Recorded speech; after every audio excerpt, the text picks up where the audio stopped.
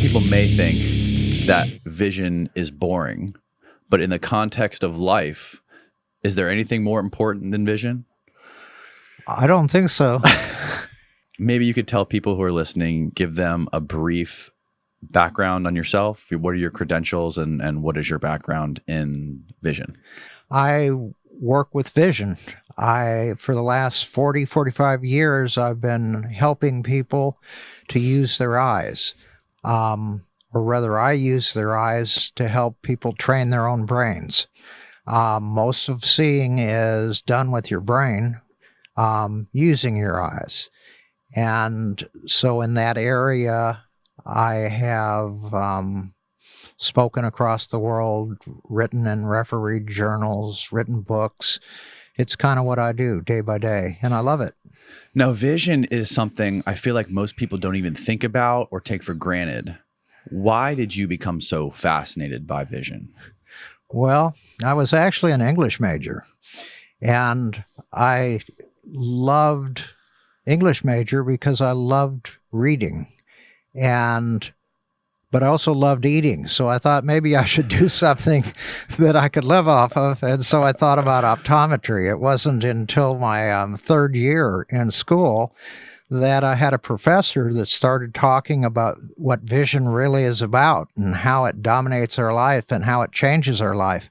And at that point, I just got very, very interested in what I was doing, and have gone ever since. At what point did you realize there's more to this than what you thought? I mean, most people think of vision as how sharply they can see something and a lot far away. Like with the Snellen chart, they think of, do I have 20/20 or not? Well, I had a child I worked with. His name was Hal, and it was 50 years ago, so I doubt if he'll be upset. And Hal was a little boy with a crossed eye. So he looked quite different than other people. And he's had what's called 2200 vision in that eye, meaning that he saw at 20 feet what the rest of us can see at 200 feet. So he had essentially a blind eye. It was crossed. And I worked with him in the clinic, and we worked with him, and he learned how to straighten his eyes. He learned how to see 20/30, which is more than enough to drive a car. If that was the only eye he had, he could have driven a car with that eye, whereas before he was legally blind in the eye. But we didn't get him to 20/20. And his eyes, they looked great, but they weren't completely straight. So I went over to his mom and I said, I'm really sorry that we couldn't do better with Hal. We couldn't get there. And she looked at me like I was crazy. And she said, you just don't understand. This is the kid that was left on the bench all the time. He was doing terrible in school. You completely changed his life. And at that point, I really got it, that vision is more than reading an eye chart. And it's even more than all the different tests we do. Vision is as much, think of your life without vision. Think of it if you couldn't remember anything you'd seen. Think of it if you'd never had to move because your eyes were guiding you to move. I mean, it would be a very different world. A really interesting way to put this, which I just recently discovered, which we talked about briefly before we started recording today, is that 40 to 50% of the human brain is dedicated to vision processing, which kind of blew my mind a little bit. No pun intended. Yeah, it's pervasive. It dominates your life. Everything is hooked into vision one way or another. Your hands are hooked into your vision. Your feet are hooked into it. Your thinking is hooked into it. Everything that you do is really hooked into your vision in some way or another. And even more so, you learned how to do all this stuff. So it's not something that's happening to you. It's something that you have learned to do a step at a time, like an infant with a mother's breast. They're getting affection. They're getting food.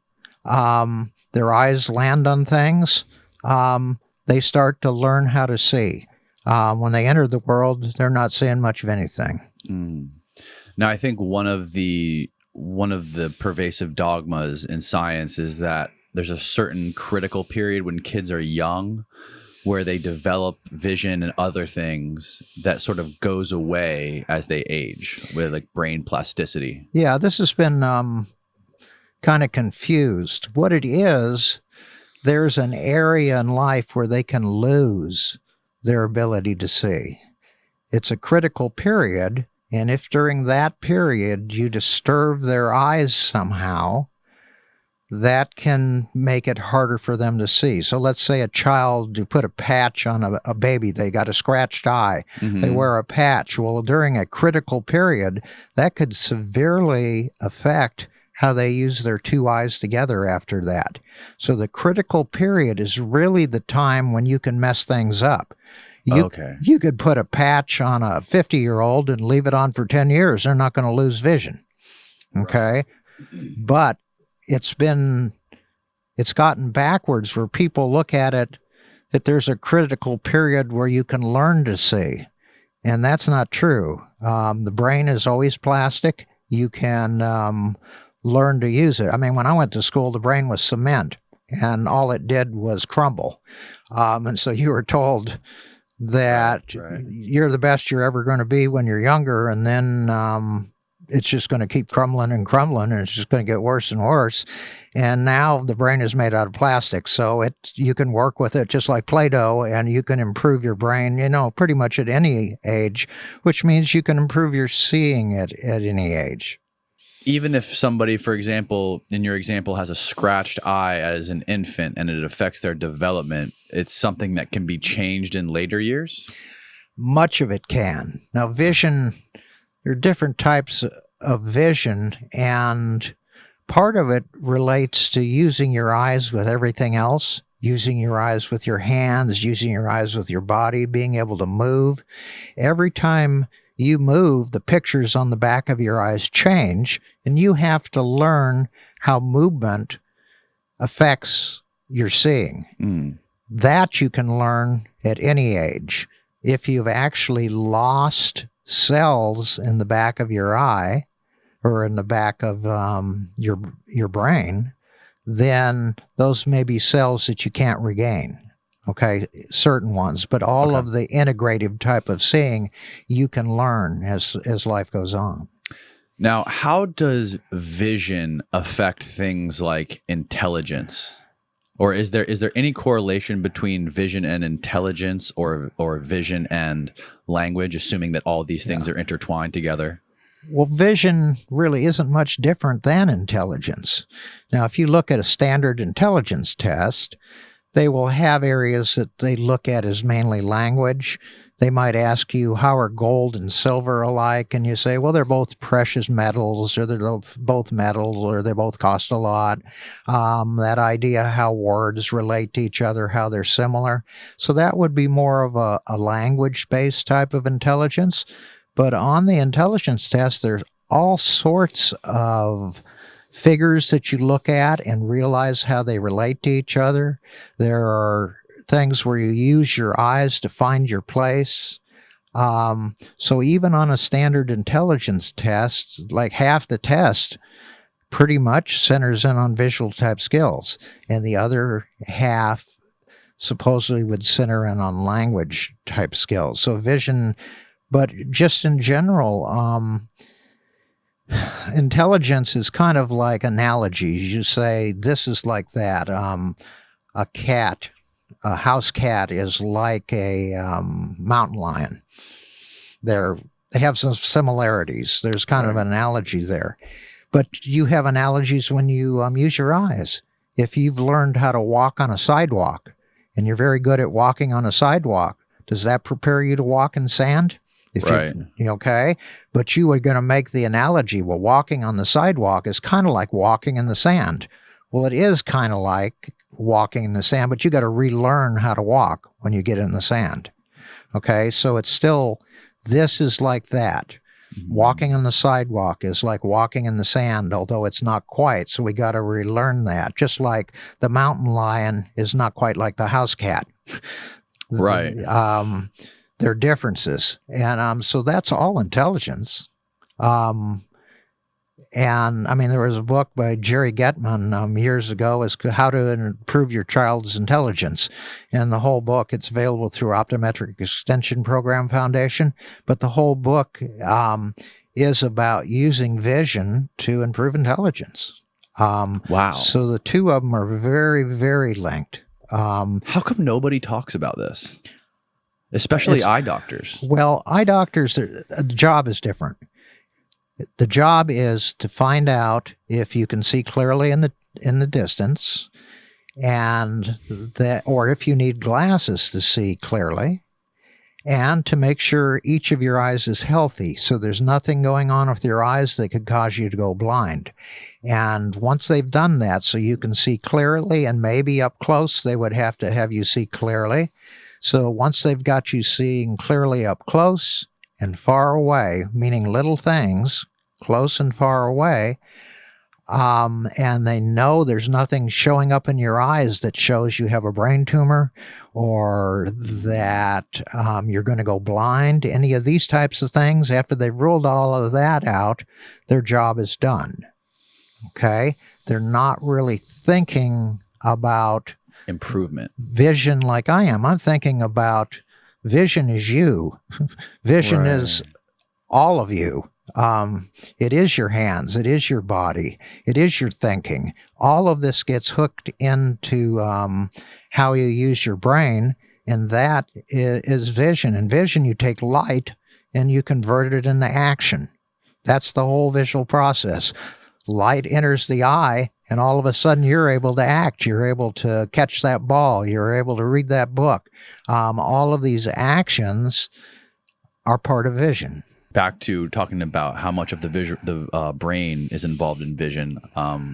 I didn't realize that the rods and the cones and the retinal neurons in the brain take up more metabolic energy than any other cells in the body, which is, again, kind of just like points to how important vision really is. It's not just seeing numbers on an eye chart. It literally is your whole entire consciousness, kind of. Yeah, we ask all sorts of different questions on our case history, but one of them, and when we see a lot of kids, probably 80% of our patients are children, and one of the questions on there is your child exhausted at the end of the day? Because if you have visual interference, you're just completely wiped out after a day at school. Not just kids. I mean, I had a banker once. He was a teller, and he would go home at night at 5 o'clock, and he'd just go to bed. He was just wiped out. And we had worked with him, and now he was playing basketball when he got home. Oh, wow. At night. So before he had a lot of trouble using his eyes, he was putting an intense amount of energy into just focusing and keeping things clear and keeping them single. He was working so hard at it, it just completely ruined his life at that point, and his life just completely changed when now he goes home and he gets dressed, he plays basketball with his friends. He has a life. Otherwise, your 8 hours ends up your whole day. Your 8 hours extends from morning until night. The part of this whole conversation that aligns with learning and energy and maintaining focus during the day is really interesting when it comes to things like dyslexia. Could you explain like how many of your patients come to you for quote unquote dyslexia, and what is dyslexia? Okay, well, I'll back that one up and we'll start with what it is. Yeah. What dyslexia is that you have somebody who's bright and their reading is a lot harder than it should be based on how bright they are. And they're not blind and they're not deaf, and they went to school in a normal school, and they just had a hard time learning to read, even though they were very smart. Mm-hmm. Most kids, they teach themselves how to read. You give them the letters of the alphabet and the sounds. You might give them Dick and Jane, where they start getting a few words that they know, and they figure out the rest. Okay? They, through the years, they just figure out kind of how to read. They start reading, and that could be like, 3/4 of your kids are going to do that. Now, Wow. that fourth that don't do that, those would be the ones we call dyslexic. So for some reason, they're not learning to read as you'd expect. That you read to them and they understand it easily. They may be great at math, but when it comes to reading, they just really have a hard time. Now, in that group, you have some that don't hear the words, okay? So if I were to say the word, say scat, child says scat. Now I say it again, but don't say k. And he says at, okay? He didn't hear there was a stream of sound. He didn't hear there was an S sound, a C sound, an A sound, a T sound. Instead, he heard bleh. He heard just a stream of sound that all ran together. He couldn't pull it apart and recognize it had parts. Oh, wow. So if you had trouble like that, you're going to have a hard time learning with phonics. And that traditionally, when you hear the word dyslexia, that's what people are talking about, that inability to kind of match the symbols on the page with the sounds. So if you're not getting the sound, so that would be one reason for dyslexia. Other kids, when they read the letters, they just take forever. It wouldn't matter if they're looking letters or numbers or colors. If they have to look at it, remember what to call it, and get it out of their mouth, it takes forever. Okay, so this is another group of kids that would probably be called dyslexic. They have that hard time. They call it automatic naming. They can't look at something and remember what to call it and getting it out. It's kind of like seeing somebody you know and not remembering their name. Okay? It just takes a lot to pull it out. So that group would be kind of dyslexic. Kind of like they process each word. Yeah, they're very slow at processing, okay? And a lot of them have both those things going on. They don't hear the sounds, takes forever to get out of their mouth. So those to me are kind of your real dyslexics when they have that. Now you do have people that supposedly see backwards, okay? And they always are calling B's D's and was's for saw, this type of thing. Right. Well, when you're little, you have two directions. You have it's either towards me or it's away from me. It's this way or it's that way. Then you get into, and it's a chair. Let's say you see a chair in a room. It doesn't matter where you're looking at that chair. It's always a chair, right? You don't say, oh, that's a different chair. No, it's the same chair. It doesn't matter how you look at the chair. Then you get into school in this two-dimensional world, and now if the chair fits one way, it's a B, well, a B, and the other way, it's a D, okay? So you got a line and a circle, and for the little kid, it goes this way. It goes out to the sides. As you get older, you start to say, no, it goes over here, or it goes over there. So you have children that developmentally, they haven't figured out which way's which. They don't recognize that a B and a D are even a different letter. It's a line. It has a little circle on it, and the circle goes outward.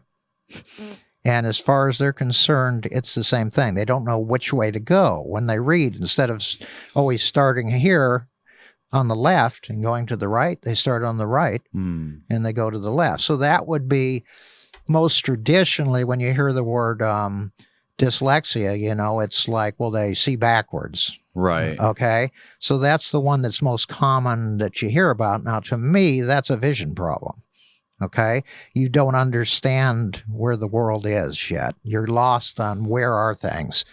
And so that type of thing is going to respond to a therapy where you learn first how to tell which side is which. You'd learn it on yourself. This is my right hand. This is my left foot. And later on, you'd learn it like, well, if I turn that way, I'm turning right. And if I turn this way, I'm turning left. Okay? They'd start to understand that right over here is different than left, which is over that way. And now they're ready to understand a B and a D. Otherwise, these kids, sometimes they spend a whole year on B and D and they get nowhere because they didn't have the lower level skills. It's like everything else. It's like climbing a ladder. If you skip 4 or 5 rungs, it can be hard. Okay. Right. It's got to be bottom up. And so that would be dyslexia. And then you have kids that we work with that see the words blur, and we'll get into this, but they see the words blur in and out. They see them run together. They can read the acuity chart. They read one letter at a time, and they read all the little tiny letters across the room. And yet they see the words dancing around on the page. They run around.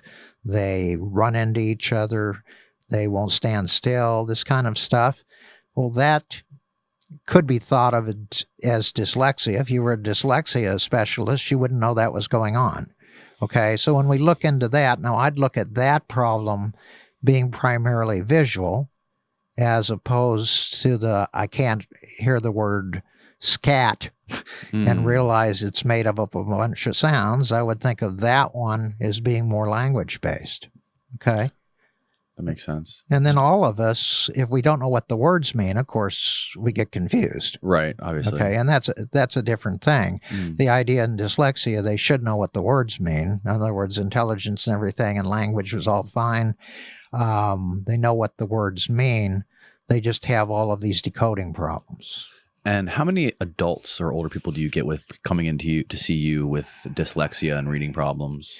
Our majority is kids. We will get adults typically when they are about to get a promotion and they know now they're going to have to do more reading.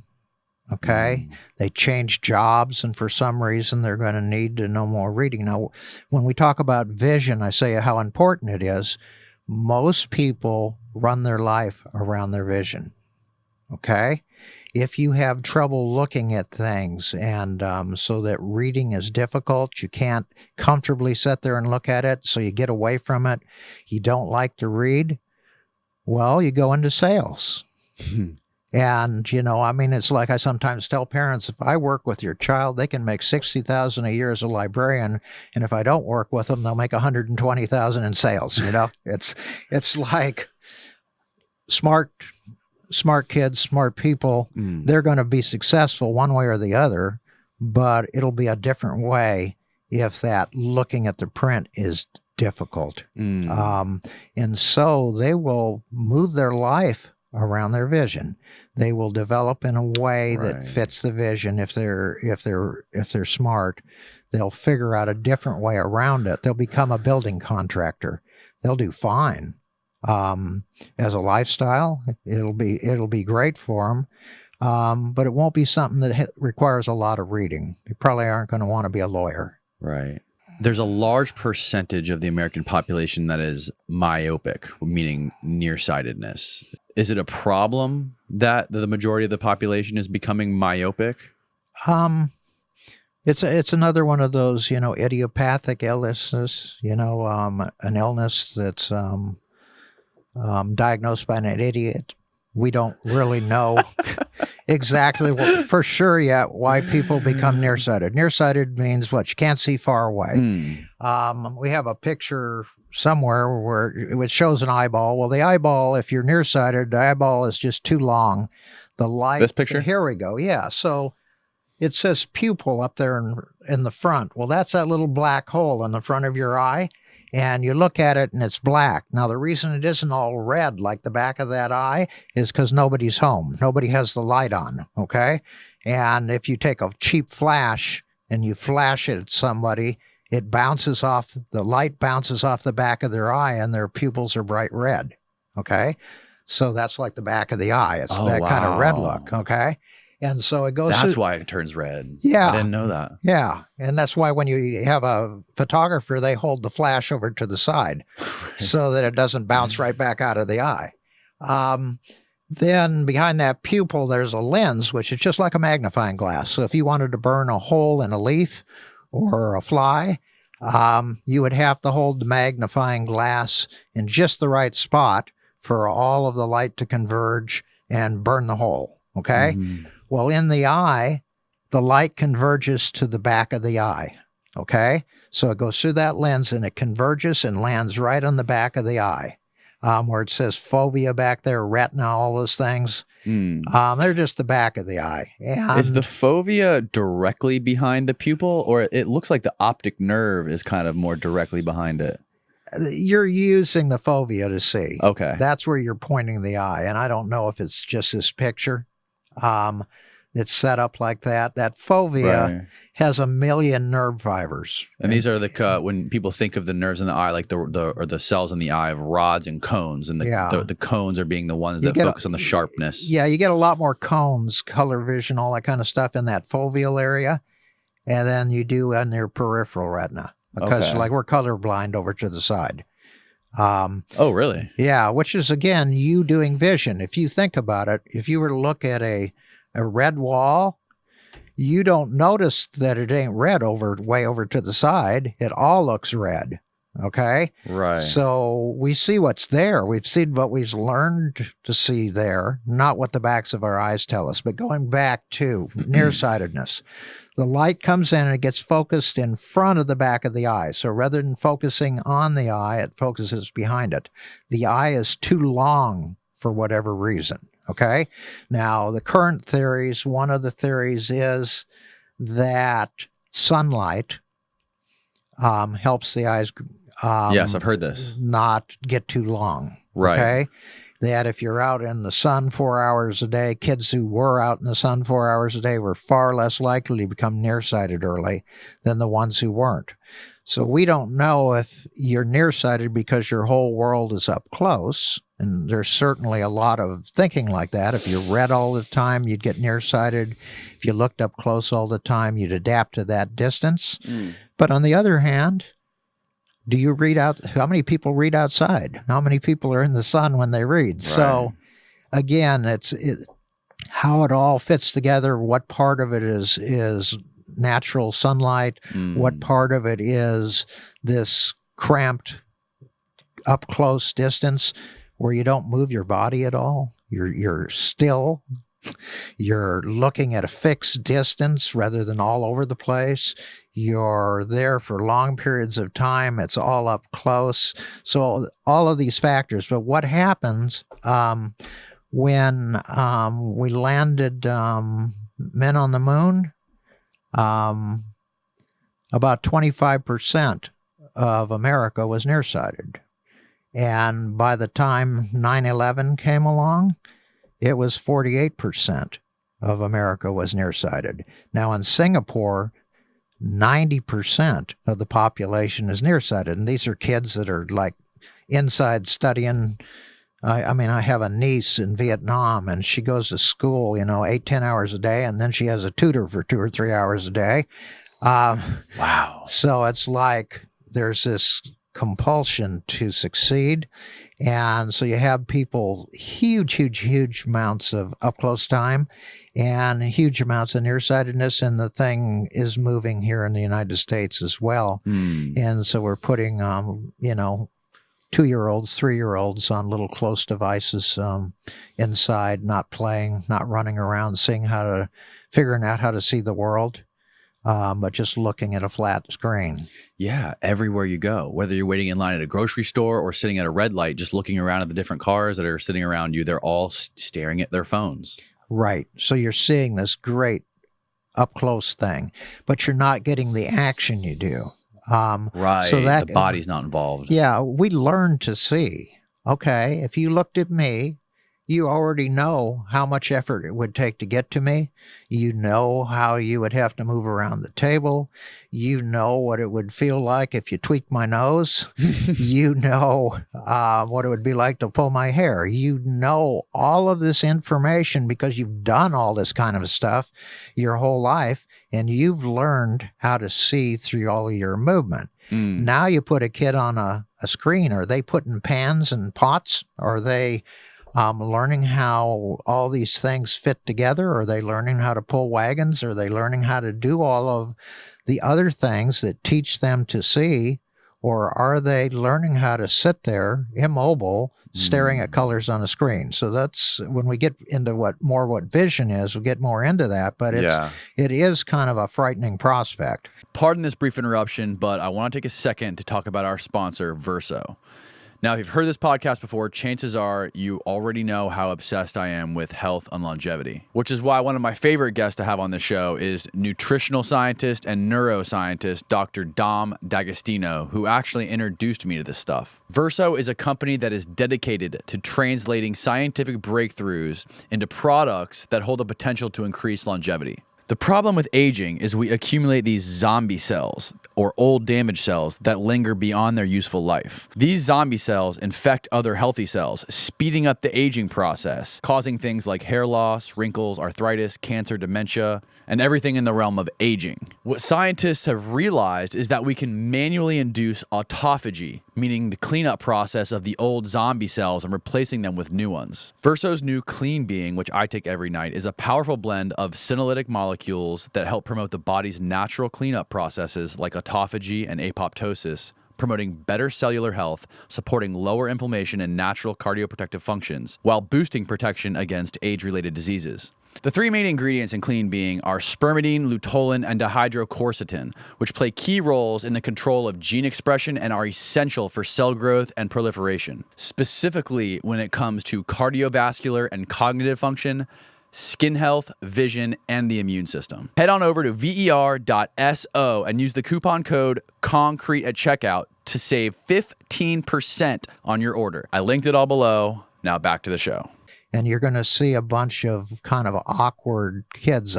Physical therapists talk about it, where they don't have the skills that they had a half dozen years ago. Did humans look different a half dozen or a dozen or 20 or 30, 50 years ago compared to how they look now? Just if you think just from the time the iPhone came out, which was like what, 2007, 2006? If you go a couple decades before that, is there a noticeable difference in people's, like their eyeballs or the way their faces are structured? I don't know about the faces. Okay. I only have eyes for you, right? Right. Okay. So, but I mean, like when I say that, I mean like how close the eyes are positioned versus how far apart on their faces they are. As far as I know, there shouldn't be any different in that. Okay. If you had eyes that were very far apart, you do have to work more to converge them, to look up close, and that's always been known. But but just the averages on those types of things, I don't think you're going to see too much of a change, although you've seen huge changes in people themselves. They're a lot bigger than they were a few generations back when nutrition wasn't as good. Oh, a lot bigger like, as in like more fat, yeah. So they're bigger. Yes. They're taller. So from that standpoint, the distance between their eyes is probably a little different too if their bone structure has grown. And I don't know. That's just a guess. You'd really have to have the figures and look at them. Yeah. Just thinking about the way people, looking back to like the times of antiquity compared to the way they look now, like people are definitely changing. Bodies are different. People aren't as like muscular. Their heads are getting bigger. And you know, one thing I haven't really paid attention to is like the way their eyes look, but people definitely looked different back then than the way they look now. And it makes me wonder what people are going to look like in 100 years from now if we keep going the way we're going with technology, staring at our phones up close all day long. Yeah. And sitting inside, not getting sunlight all day long. Like, what do we look like in 100 years, I wonder? Yeah, it's hard to say because, like, if you were thinking about a straight genetic type of thing, then you would kind of think, well, the genes are the same. But then on the other hand, the fact that you have a gene doesn't mean you're using it. And so more genes start to be expressed. So even nearsightedness, that could... you think of Darwin and you think of Lamarck when you think of evolution, these changes over time. And in the one view, you don't inherit. If I become a great violin player, you're not going to inherit that. Right. Okay? Right. But on the other hand, if I did an awful lot of up-close stuff and it's flipped a switch to where I was nearsighted, now my child could have that same switch flipped, and they could be nearsighted too. In other words, you have all the genes. Some of them are used. Some of them aren't. The genes don't change, but, or at least not quickly, but which genes are used can change. Right. Does that make sense? It does make sense. Yeah. So an example would be like if I have the gene to be nearsighted and I decide to activate that gene by just only reading books and looking at my phone all day for my entire life, there's a higher chance of that gene being engaged in my kid? Yeah. Really? That would be called epigenetics, and that could be happening. But as I say, this is, a pathology diagnosed by an idiot. We just don't, we really just don't know. Okay. On how all of that works. And tremendous amounts of research is going into this now, just because the more nearsighted you are, the more likely you'll run into eye problems later in life. Okay. Really? There's a bigger chance you'd have glaucoma and so forth. So it's not to an advantage to have people way, way, way nearsighted. You're more likely to have the back of your eye disengage, or they call it a retinal detachment, but have the back of your eye kind of not stay attached to the back of your eye like it should be. Yes. These types of things, the incidence of them increase when people are more and more nearsighted. So it would be a big advantage to be 3 units of nearsighted rather than 7. Right. There's a guy who is a professional video game player who sits in front of his computer and competes online. And when he was, I believe, like in his late teens, he had a retinal detachment, had to go get a major surgery done. He almost lost his vision completely in that eye. But to think that your retina could become detached just from playing video games is kind of frightening. Well, it wouldn't be attached from the video games, but if that sitting inside all day long, engaged up close, whatever caused it, if that caused you to become more nearsighted, then you're more at risk for problems as you get older. So now there is a big, big emphasis on trying to figure out what's going on. When I went to school 50 years ago, nearsightedness was hereditary, period. You were kind of booed off the stage if you said, no, this is a functional problem. It's how we're using our eyes that's causing this. They'd look at you like you're crazy. It's like, oh, you guys are just weird. This is a genetic thing. You can show that if parents have it, their kids are more likely to have it. Identical twins are more likely to both be nearsighted and so forth. And now, I don't think anybody would tell you that nearsightedness is all hereditary, especially since entire populations have gone from next to nobody nearsighted to everybody nearsighted within, a century type of thing.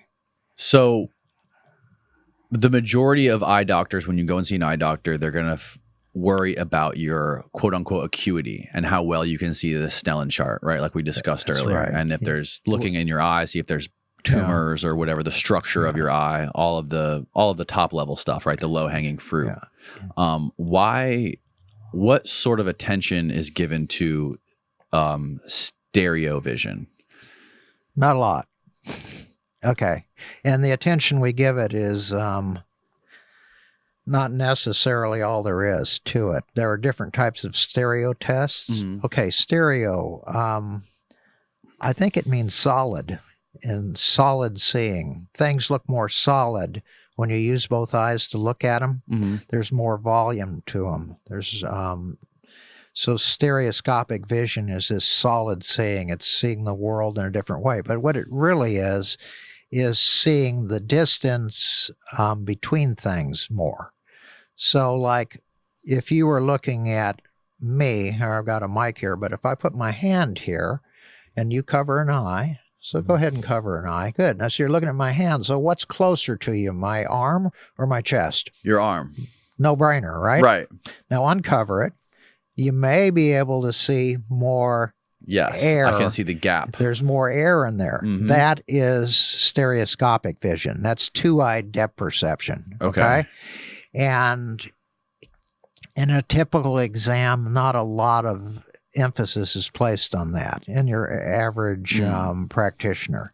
Some might do one test on that, But even that wouldn't tell you as much because there's different types of stereo. I've written a paper on it, but it's like you have relative stereo. So like if I put my fingers up here with one closer than the other, being able to see that this one's closer than that one is kind of a relative thing. Being able to see how far away I am from you is something quite different. So to know where a car is, for instance, is a lot different than knowing if its rear view mirror or side mirror is closer to you. You don't pay any attention to that. You don't care if the rear view mirror or the side mirror is closer.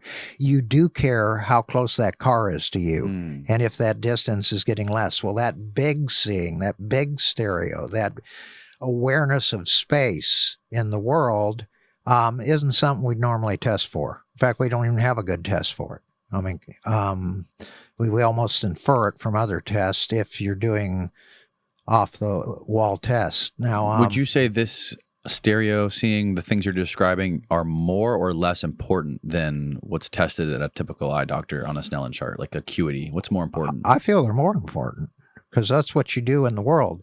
If you have that kind of stereo, when you look at something, you simultaneously know what it is and where it is.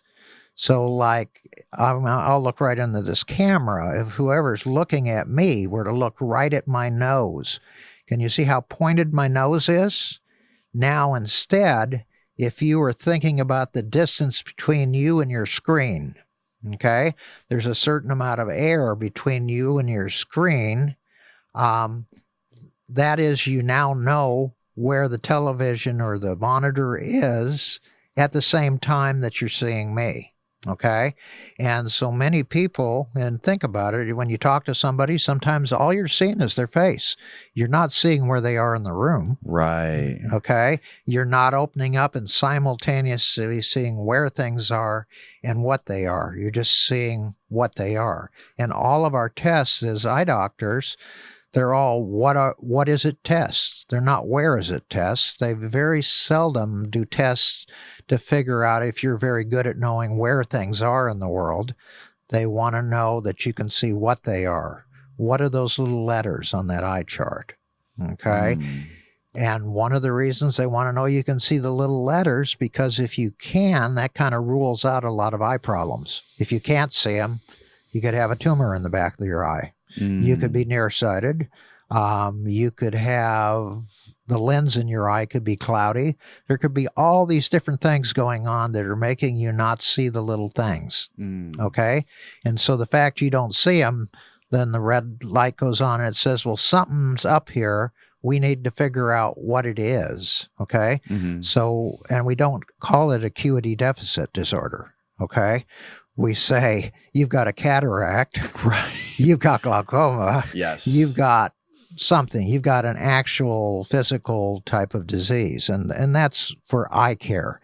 And when eye care pretty much stops at the back of the eye, not always. If you had inflammation of your nerve, the nerve that comes out of the back of the eye, then, that's definitely going to make it harder to see. And that's further up. If you had a brain tumor, it could make it hard to see. You could lose half your vision. You could have all sorts of types of problems with that. So any eye doctor is going to be thinking about all of those things, and they get some signs of it. He's not seeing well. Why isn't he seeing well? They look in the back of your eye, and the back of your eye is perfect, and you're still not seeing well. Well, why is that? Was it that way 2 years ago? No, 2 years ago he saw fine. Well, now we got something that's happening now, so we're worried about that. So they have big concerns, and there's very important, and I'm not underestimating that because I don't even do general eye care at this point. I do just enhancement of seeing. But those are all very important things. That is what they're looking for. What they're not looking for is how do you use your eyes? Right. Okay. And as we move along more on what vision is, Yes. right now we've been kind of centering on a routine eye exam. It might be a good idea to look at an acuity chart even. Yeah. Can we pull up the Snellen chart? Yeah. think it's the first slide. Yeah, one of the things that's always that has fascinated me so much is that so many people walk about the world and see the world as they see it. But how do you know if that's the best you can do? How do you know if that's what the world really is? Like, everybody sees the world in their own way. And I always wonder what percentage of everyone you see walking down the street sees this inflated, depth-filled 3D world, and what percent of them are just seeing like flatness? I think if you were talking about optometrists like myself, most of them don't see that inflated three-dimensional world. Most of them see in a different way because they got very good at that flat screen. They're very good at a flat computer screen. They're very good at a flat book.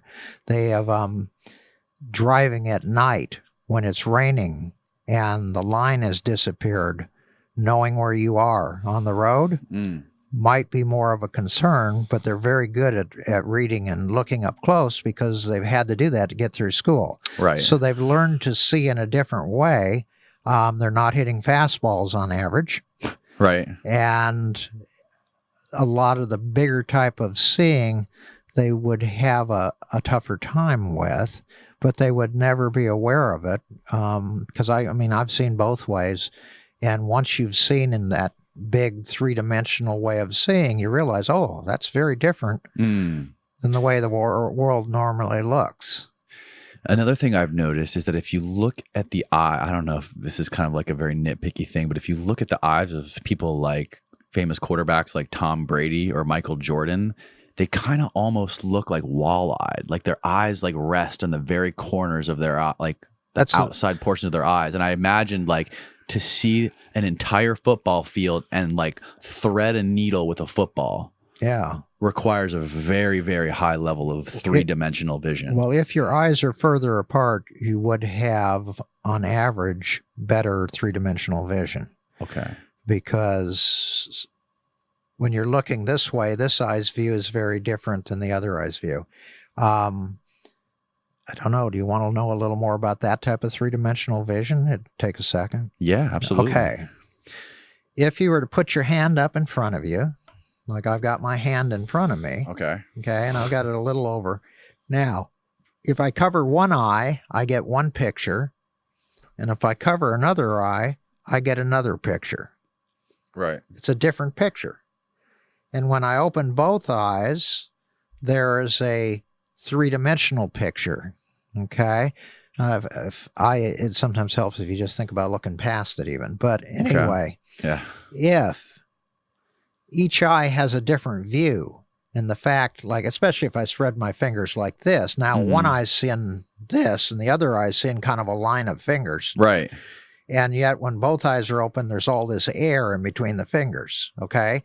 The reason that's there is because each eye has its own view. So the further your eyes are apart, the more different those two views are, the more pronounced that type of thing is. Of course, it's also harder to use your eyes together. Right, right. So there are pluses and minuses, but I mean, that type of thing. Now, if you have somebody who actually has an eye that turns out, like a wall eye, yeah, many of these people can see where they're looking and also have it clear over here. Ooh. They feel like they're looking out of, say, your left eye, but things are clearer over here. It's great if you're a kid, you know, you can like keep an eye on mom and when she's not looking, you know, you can pick your nose, you can do anything you want and you can catch her, right, you know? Right. And then you wonder why they don't like straightening their eyes, you know, they start getting caught. So it's like, that is an adaptation that can occur to where a person sees simultaneously with each eye, but in two different directions at once. And so that is a different thing. And there are basketball players, names come to mind, but you'll see pictures of them sometimes when they're on that court. They know where everything is on that court, and the eye is actually out. I've seen pictures of that. Where the eyeball is like one eye's out? One eye is out, where they actually have what's called strabismus. Both eyes don't point in the same spot at the same time, but they actually have the eye out. Now, in basketball, knowing where everything is on the court's a big, big, big, big deal. Okay?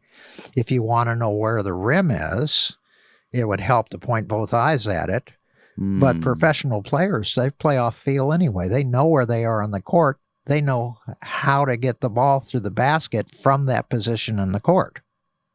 Okay? Right. They are hooked into that court. If you were to change the shape of the court, make it a trapezoid, you'd probably really screw them up because they're used to knowing where their body is on the court compared to where they're going to looking. So they're seeing with their body as well as their eyes. Okay. Right. And all this happens. But anyway, so on the depth perception, again, it's just that one eye sees a different picture than the other. Your mind takes those two different pictures, it fuses them together, it melts them together into this three-dimensional picture that has more depth in it. Right. But of course, we all see we all see depth. Everybody sees depth. It's like when I put my arm in front of my chest. What's closer, my arm or my chest? Well, darn, your arm's closer because it's in front of my chest. Right. And there are all these different one-eyed ways of knowing where things are. Okay. Right. Like the things being bigger and smaller, shadows. The shadows. If you, if you look at a stool, you'll see all of the shadows on it. You turn the lights down, the shadows all disappear. Right. So these people that have eyes that aren't working together when it comes to driving at night, they just have a hard time because you took away all the one-eyed ways of knowing where things are. Can you pull up a picture of Tom Brady's face, like a close-up of his face, let me looking far away? We can look at that. So what were we going to talk about with this chart right here? Okay, so here we have an acuity chart. So if you are... if you have a hammer, everything in the world is a nail. And if you have an acuity chart, everything in the world is a fraction, or everybody in the world is a fraction, okay? You're supposed to see there's that line of letters above the red line, and you're supposed to see those at 20 feet. Okay. Because a scientist in the middle of the 1800s calculated how big... the back of your eye was and how big everything was in it, all the receptors and everything. And he came up that you ought to see that. And so that is 20, the 20-foot line. People who have normal eyes supposedly see that line at 20 feet. Okay. We're about 20 feet now, right? Maybe a little bit closer? Close enough. Yeah. But anyway, now... if you go up a bit, then you get to the 2040 line. I think it's 2 lines up, EDF, C, above the green. CP, yeah, above the green. Most people see that line at 40 feet, okay? If you have to move up to 20 feet to see what everybody else sees at 40 feet, then you have 20/40 vision. So you can drive with 20/40 vision in most states. In Georgia, it's 20/60. Oh, wow. Yeah. Yeah. So if you can't drive anywhere else, come to Georgia. You're all set. Wow, I wonder if are there more car accidents in Georgia? I would doubt it because driving has much more to do with knowing where things are than what they are. Okay. That makes sense. I mean, you might not see a little person. Right. But for the most part, driving is all about knowing where everything is compared to everything else and being able to predict where everything is, where you see something moving and you know where it's going to be. Okay. Right. And those things aren't nailed by an acuity chart. Right. Those are all where is it type things. Right. But the acuity chart will tell you if you can read the street signs, which is big if you're in a new area. If you can't read the signs on the road, you're in trouble if you go into a strange area. If you're driving right around close to home, you don't need to see the signs because you already know where you are. Right. Okay, but they're different things. But so anyway, 20/40 you see at 20 feet what everybody else sees at 40. You go up to that top letter. That's a 2200 letter. Meaning that most people see that 200 feet away. If you have to move up to 20 feet to see it, then you have 2200 vision. What is considered legally blind? Okay. What we normally think of when people hear legally blind, they say, I'm legally blind without my glasses. Right. Well, that isn't how it works. If you can see the 2200 letter with your glasses on, and that's the best you can do, you're legally blind. How you see without your glasses doesn't say anything. Okay. Okay? That makes sense. When you put your glasses on, you still can't see anything, then you could be legally blind. But it would be the 2200 is the smallest that you're seeing. Okay. Okay. And so that's your acuity chart. And so people will say, I have perfect vision, I have 20/20 vision, and that's good. But most people actually have 20/15 vision, which is the line underneath the red line. Okay? So most people are able to see that line at 20 feet. And if they only see 20/20 at 20 feet, then you kind of wonder why not 20/15? Okay, if you're an eye doctor. Okay. Okay. And the bottom line's the 20/10 line. And I have quite a few kids that can pull out half of those letters. And that 20/10 line, most of us have to move up to about 10 feet to see it. Some people can see it at 20 feet. Like, Ted Williams was famous for his 20/10 vision. So Ted Williams was the one of the best hitters in baseball, which means he failed 2/3 of the time. Right. And which made him one of the best. Okay. And he famously had 20/10 vision, and which means he could see the tiny, tiny things. But he did more than that. He knew where the ball was. Right. That seems like it'd be way more important. So when I work with ball players, they're both important. You want to be able to see the seams on the ball because that tells you if you got a curveball or you got whatever. Okay. But at the same time, you got to know where the ball is, and you got a 0.2 of a second, right, to figure that all out. And the more information you take in that 0.2 of a second, visually, the better off you're going to do. All other things being equal. At what point do they see the seams on the ball? Before it's thrown, you mean? I think it's while it's just as it's leaving the hand.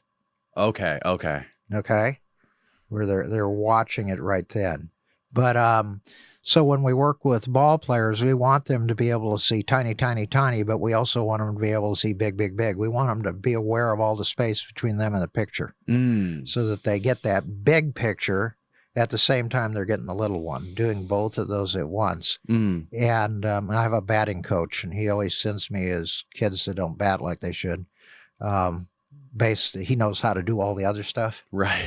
And so he's done all of the different things. Yeah. And then if they're having the types of problems, he'll recognize it because he's worked with so many of them with me.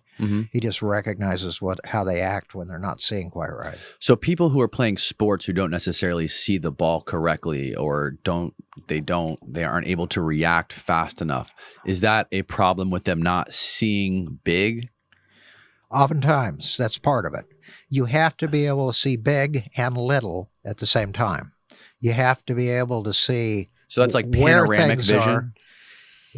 Well, it depends on the sport. Basketball, yeah. Okay, right. That gets really panoramic. But in vision, in baseball, you're more interested in the distance between you and what you're looking at than you are in what's going on in the stands. Right. Okay.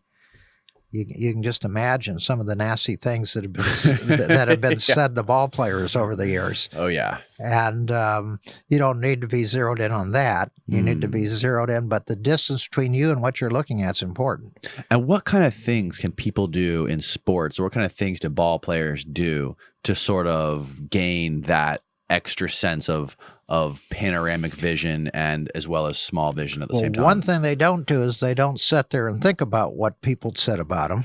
Right. In other words, you lose your big sense of space when you go inward.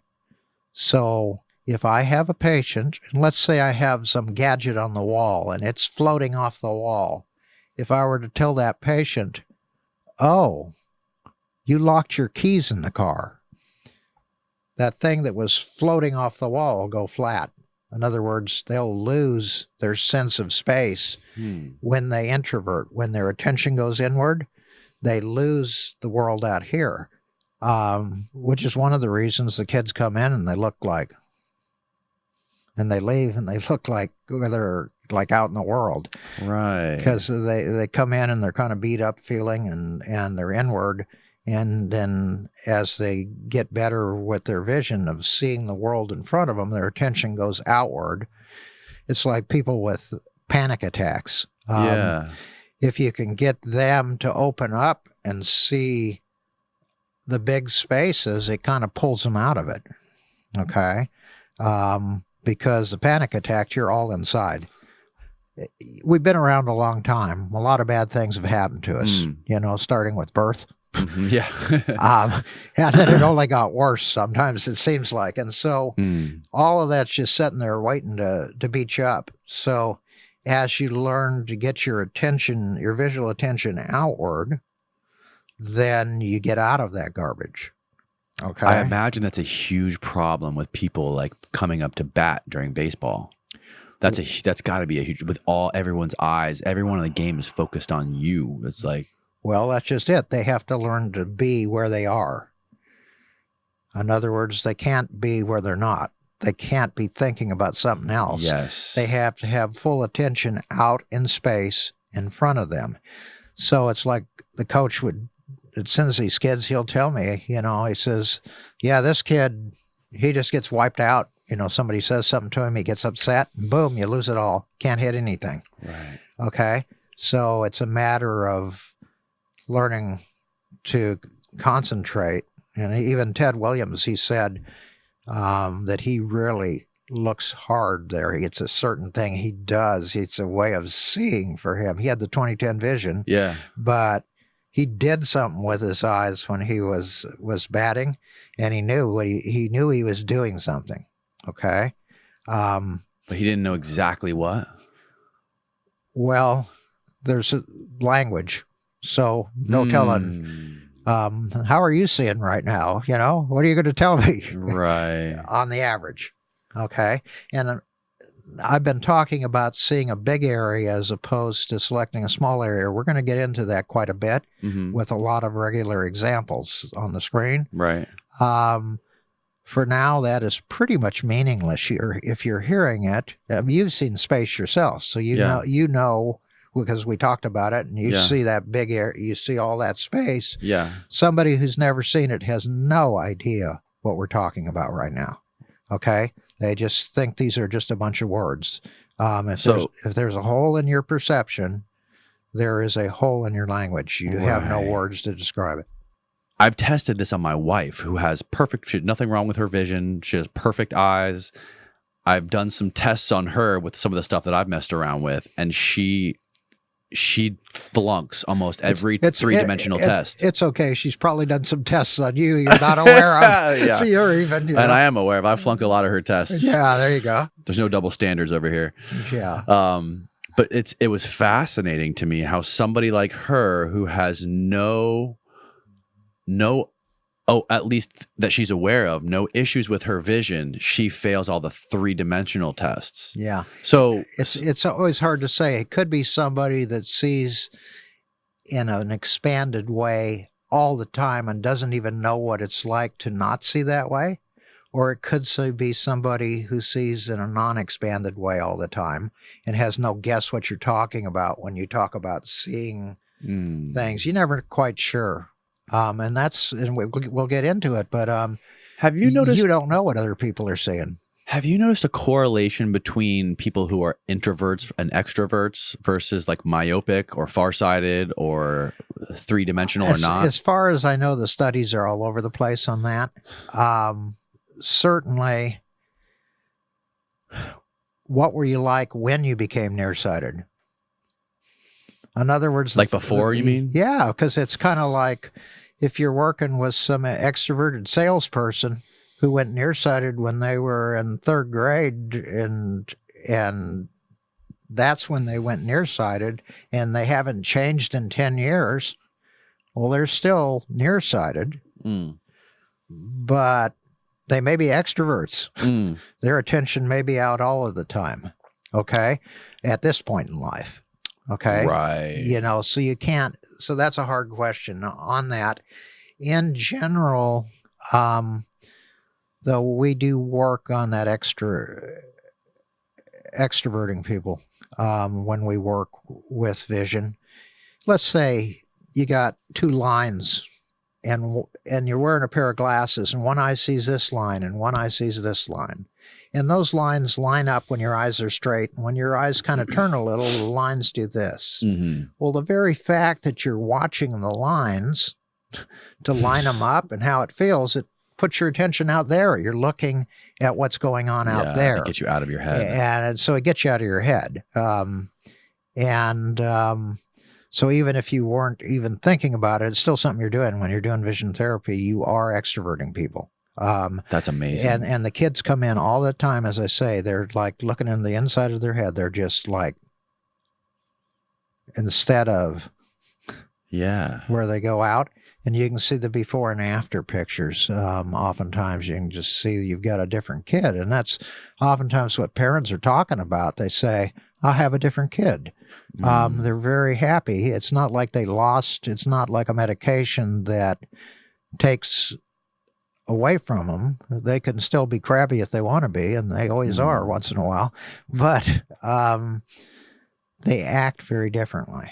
And I had a lady once, her child had a turned eye, and she would bring him in for us to see him. He was kind of a tough kid, and she told me one day, the reason I really like it is because when we're doing this, he's much easier to be around at home. Really? Yeah, because it'd pull him out, and he was just a much happier kid. And wow. So again, when I say vision is pervasive, it's everywhere. Mm-hmm. Talk about intelligent language and all this stuff, and we'll play with some things on that. It is.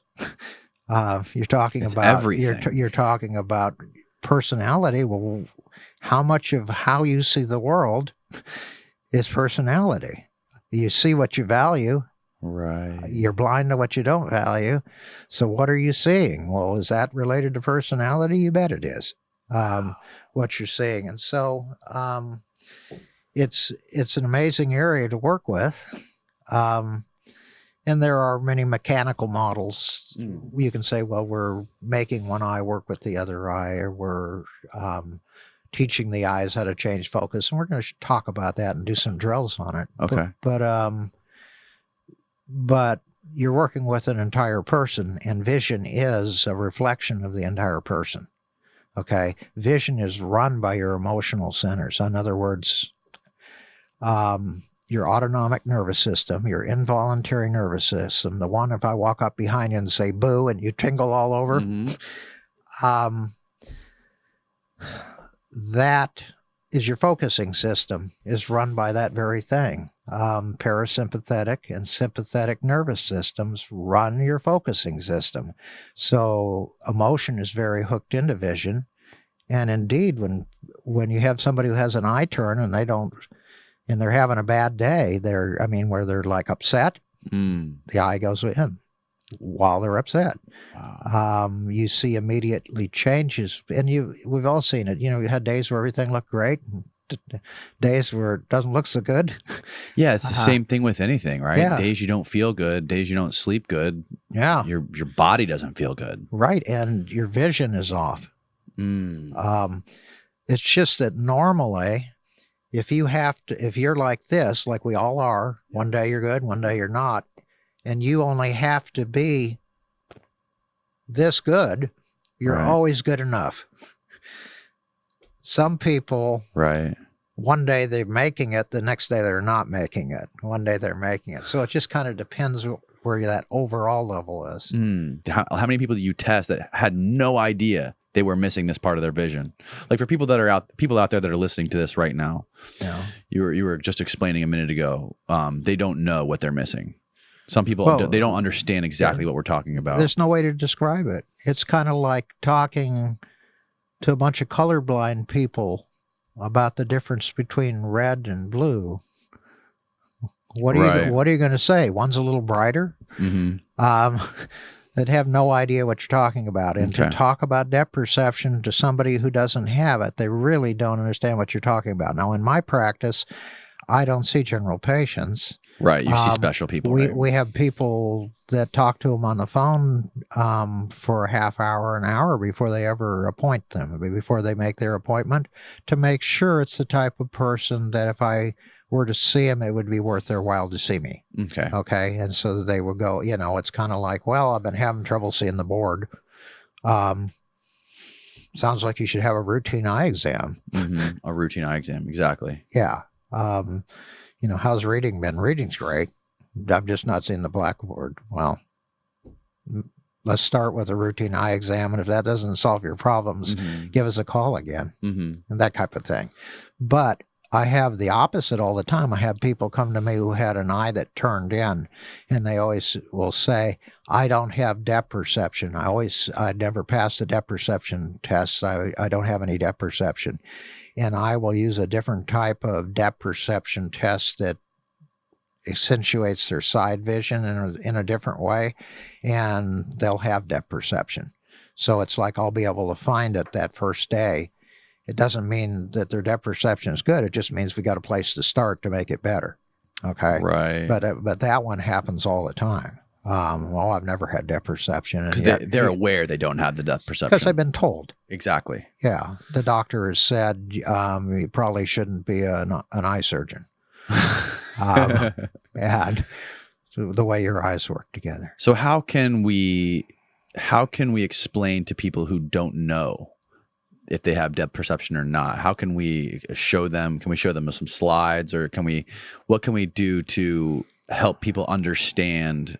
Normally, you do things off case history anyway, off of asking questions. And if you have somebody that believes in vampires or is just afraid to go out after dark because they don't want to drive,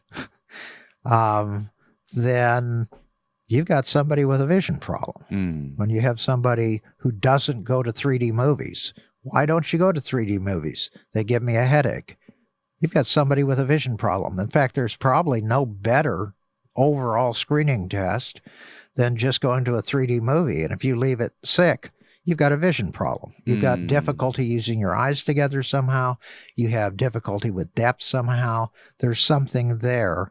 And it could be you and your body system, vestibular system, but integrating your movement system with your eyes, there is something there. So, I mean, if I were going to, and that's why they don't sell 3D TVs anymore. It's because in a family of 5, you're going to have one that has rotten depth perception. That's so crazy to me. And so that family is not going to go to a 3D movie because they're going to have one kid who's sick. Right. When they get out of there, I have headaches. The glasses come off the first thing. Those are all things that tell you, hey, these eyes aren't working together, and it's uncomfortable to use them together. And so that is probably the best sign there is that something's going on in that area. And it's not the acuity chart, because time and again they'll do fine on that.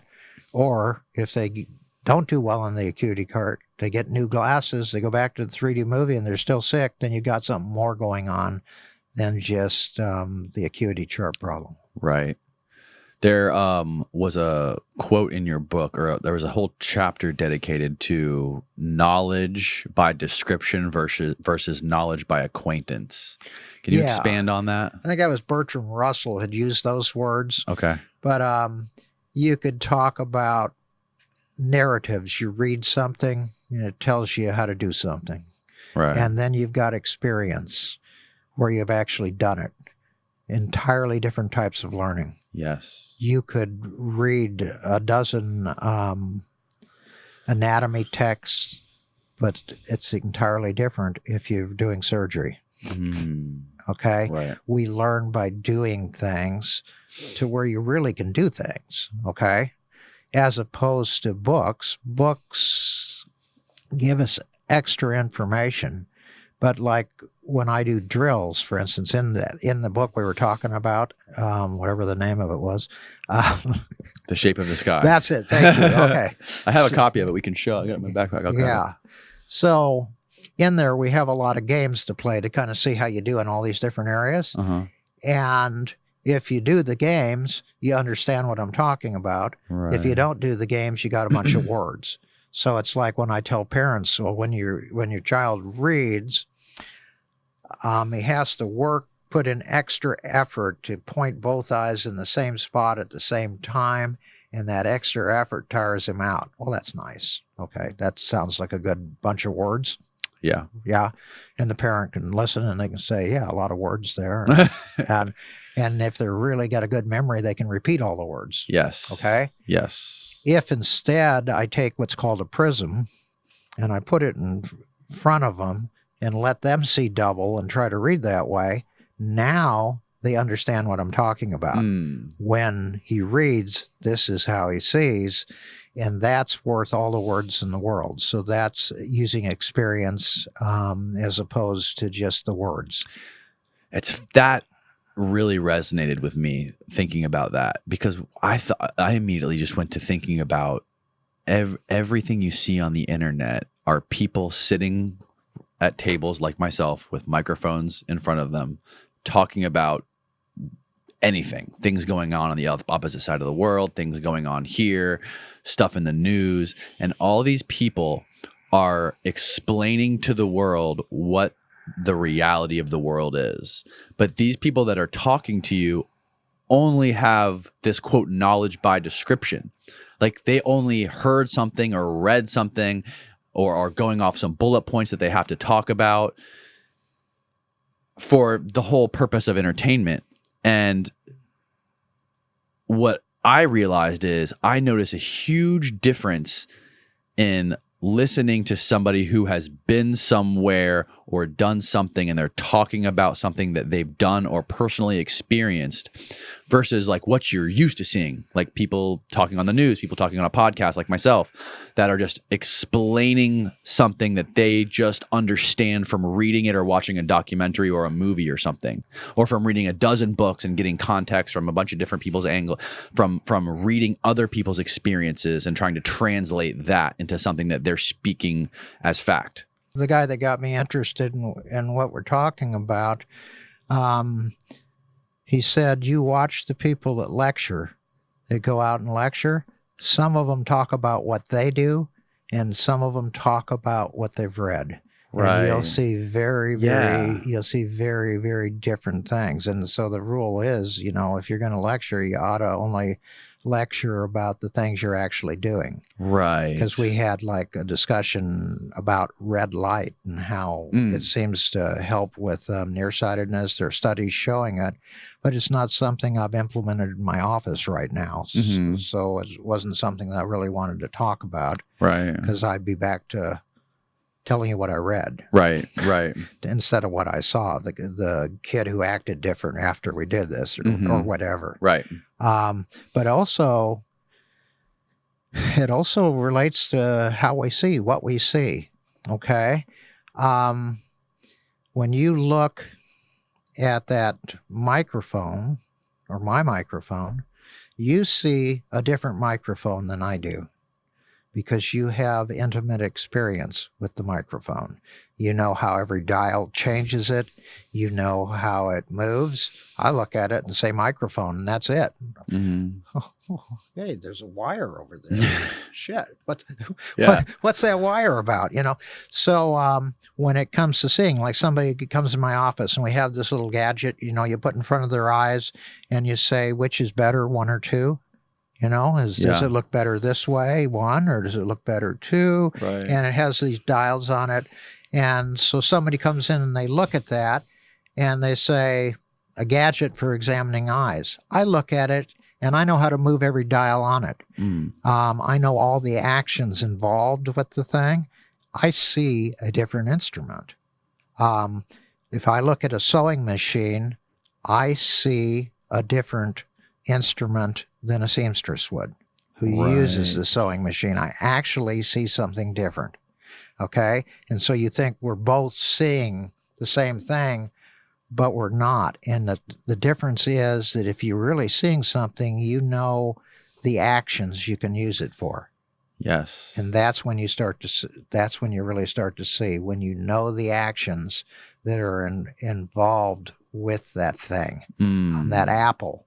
Oh, yeah, I know that apple. It's going to taste like this. It's going to be kind of tart, and it's going to be juicy, and the juice is going to run down my face, and it's going to smell just like an apple, and I know how many steps it's going to take to get to that apple, and I know what it's going to feel like when I feel it. I get all of that just from the light coming into my eyes from the apple. I get all of that all at once type of feeling. Right. That's if I've eaten an apple. Right. If I saw a picture of an apple in a book, I don't get any of that. Right. Okay. Absolutely. So, but yeah, those are examples, but those are, we see differently. Two people look at the same scene, they see entirely different things, and we'll get into that later. Like based on value, right? Based on the value, and we'll get into Maybe we should get into that right now. Okay. Well, let's skip forward here. Okay, vision is something we do. Okay, so if you look at this screen here, if you look over on the right side, there are these two little horizontal arrows pointing at each other. Can you look at the big picture and see those arrows pointing at each other? Right. If I'm looking for that, I can find it. You can find it. You can find the up and down arrows. There's down below, there are 4 arrows. So you can see them. The oblique 4 arrows, you can see them all on once of that picture. You can see the horizontal and vertical arrows on the picture. So when you look at that picture, what you see is what you're doing. Okay?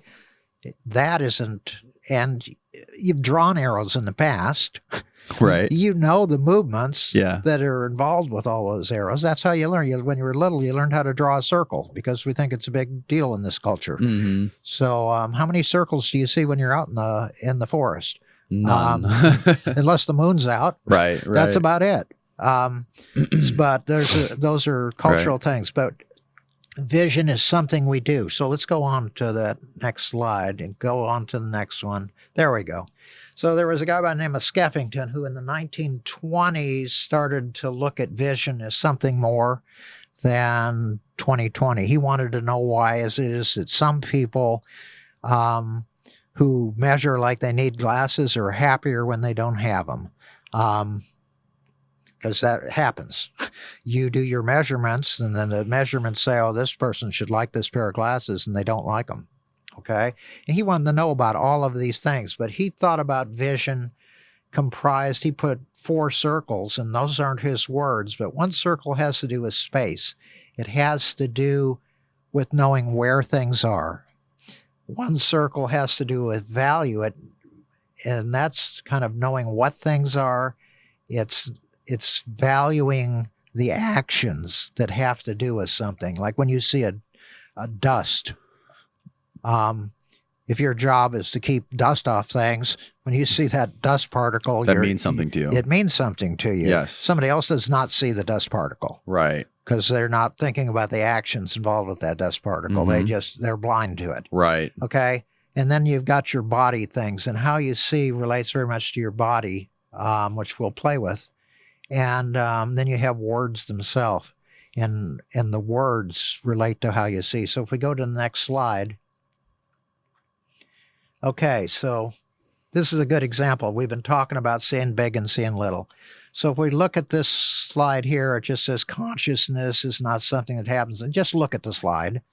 I don't care. We're not going to try to understand it at the moment. We're just going to look at it and answer the question. Is it all clear? Yes. Okay.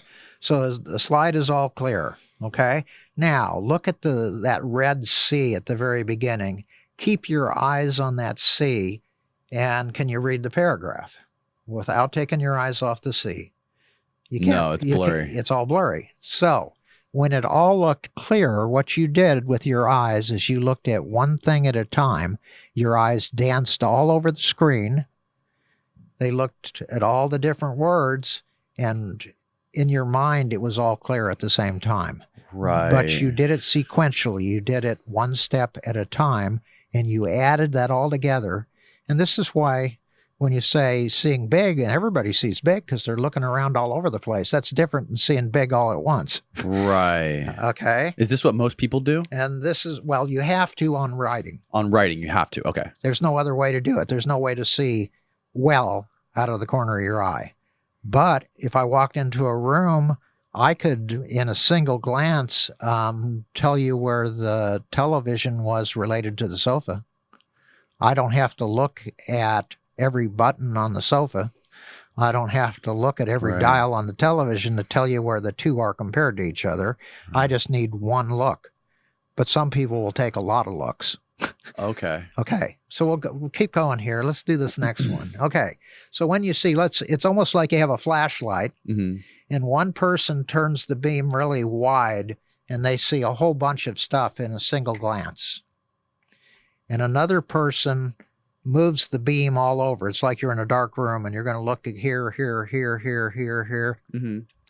And others just see a little tiny area. So you, like talking to somebody, you see their face, you don't see where they are in the room. Right. Okay. Like a very narrow beam of vision. And others will see the face and they won't see any space between them and you. Okay. So in other words, when you say any space between them and you, okay, there's space between you and I. Right. If I pay attention to that space, I see you are a little over halfway between me and the wall. Okay. Okay. And when I did that, I didn't look all over here. I was looking towards you, but I just see where you are in the room. Okay. Okay. But if all I saw, I've had patients ask me, when I talk to somebody, I never know which eye to look at. I find myself looking from eye to eye. Well, that tells me. You mean when they're looking at somebody's face? Yeah. They end up looking at a little area at a time. They can't see both eyes at once. Right. They don't see a face. They see an eye, and then they see the other eye. Right. Okay? So they're seeing little tiny bits. They're selecting a little tiny area to see, and then they add them together. So when you look at somebody's face, aren't you just like scanning their face? Or no? I could be. Or I could look towards you and see where you are in the room like I am right now. Okay. Okay? So I'm aware there's this much space here. There's space behind you, between you and the wall. So you're not necessarily hyper-focusing on one part of their face. No. You're just sort of like taking in the shapes. Yeah. I'm just seeing where things are. Right. Okay. Okay? Now, if I want to see if you need your eyebrows trimmed, then I'm going to have to really look at the eyebrow to see what needs to be done. Right. Okay? Okay. If I want to count your eyelashes, I have to look. Right. Okay, so let's go to the next one here. Okay. Now, the people who are close to their screen, if you look at this thing, if you look in the upper right-hand corner, there's all these white dots. Yes. At the intersection of the lines. And if you look in the left corner, there are all these white dots at the intersection of the lines. And what it amounts to is wherever you're pointing your eyes, that's where those white dots are. So if you just kind of look around, you see the white dots kind of all over, that means your eyes are looking all over. Now, if you were to point your eyes in the center where the black dots are, and you kept your eyes right on those black dots, all the white dots will disappear. That's if you don't let your eyes dance around.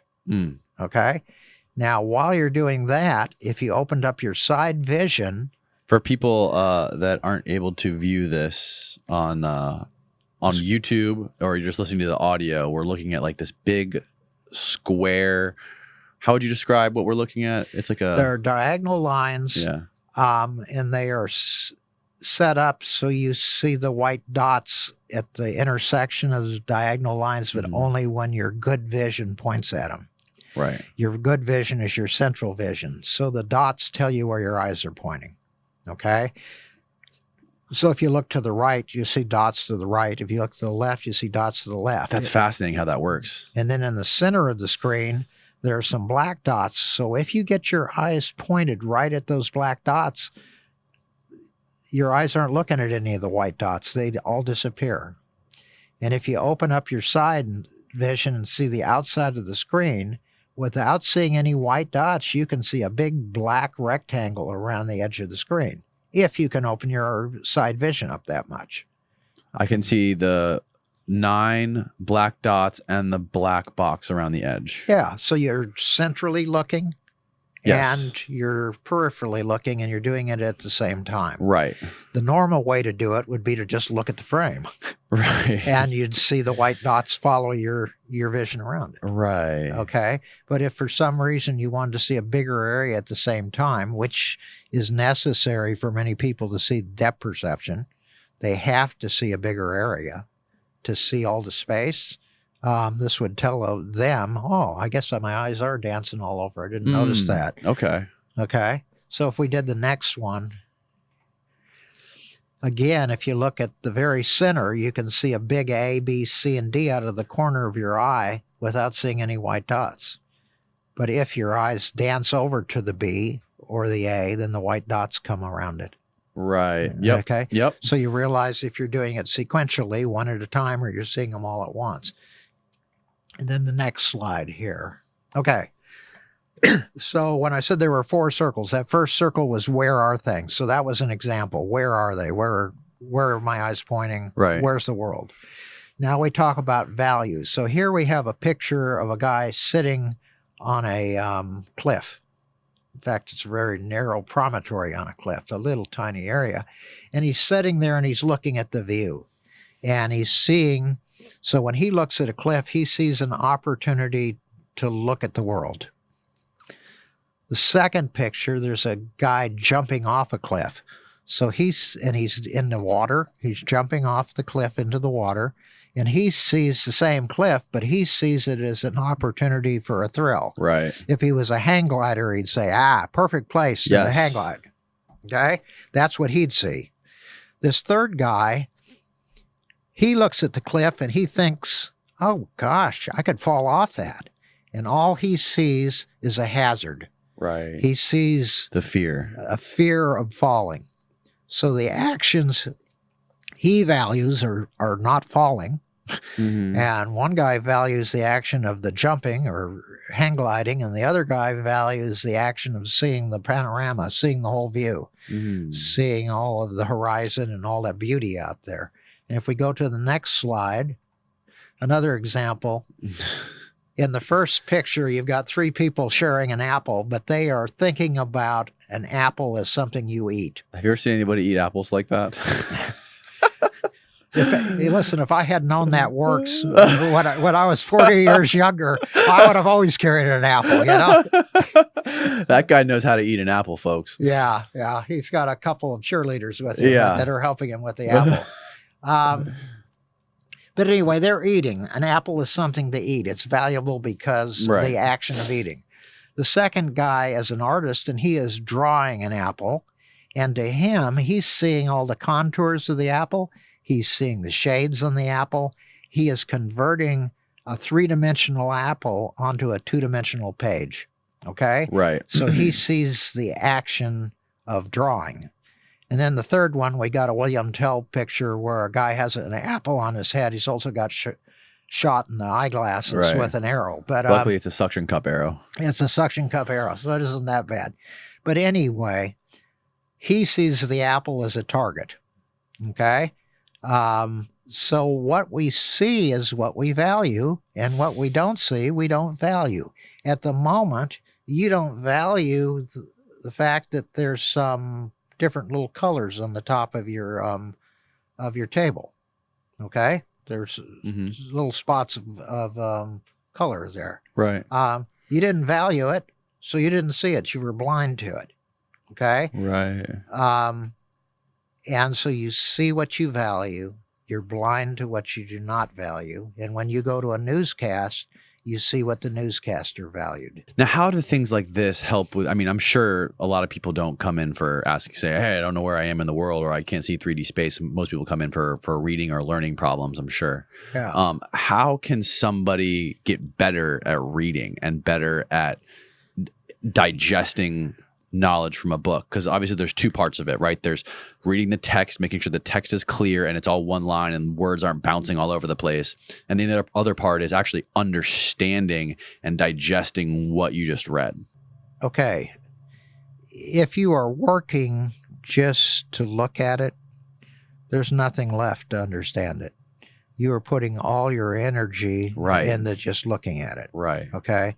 So if you have difficulty using your eyes together, when you look at things, well, adults, they always tell me, well, I say it out loud and then I listen to what I said and then I translate it and then I know what it said. In other words, they don't look at the words and the information just comes in. Right. They actually will talk to themselves, say the words, listen to the words, and pull it in through their ears. Wow. And they actually use different areas of their brain than normal readers because they are reading in a different way. They're doing it auditorily. They're listening, and it goes in through their ears. It's just like when you talk to them, they understand it. Mm-hmm. But when they have to use their eyes and get it at the same time, if they're working for that print not to double up, not that they'll ever see it double. Some of them do, but most of them will just get away from it before that ever happens. Right. They'll just say, I'd rather be doing something else right now. Exactly. I think I will. Now, how can you make somebody get better at reading? Do they just have to value it? Do they have to like really want that information in that book? And then that's what, like, is that what drives people to want to acquire a better ability to read something? Well, because you're not just going to make somebody get good at reading if they don't care about reading, right? Like they're going to have to want that. They're going to have to value the knowledge or the information. Yeah, I always wanted to just see if the girl was going to kiss the guy or not. And so I kept going to do that. But, so I was a fiction reader and I just wanted to know how the story would end up. There's another group of people that are information readers. They look at things when they want to know something. And with kids, it's very important that you figure out what they're like. And if they want information, you have them read biographies. You do not have them read stories, okay? Some kids could care less about stories. And one of the things is if you read to them and they're just uninterested, it's kind of like, why would I waste my time on stories? What does that do? Right. But they will read things about baseball. They'll read things about things they want to know about. Okay. Right. If it's real, it might be worth. So that's part of it.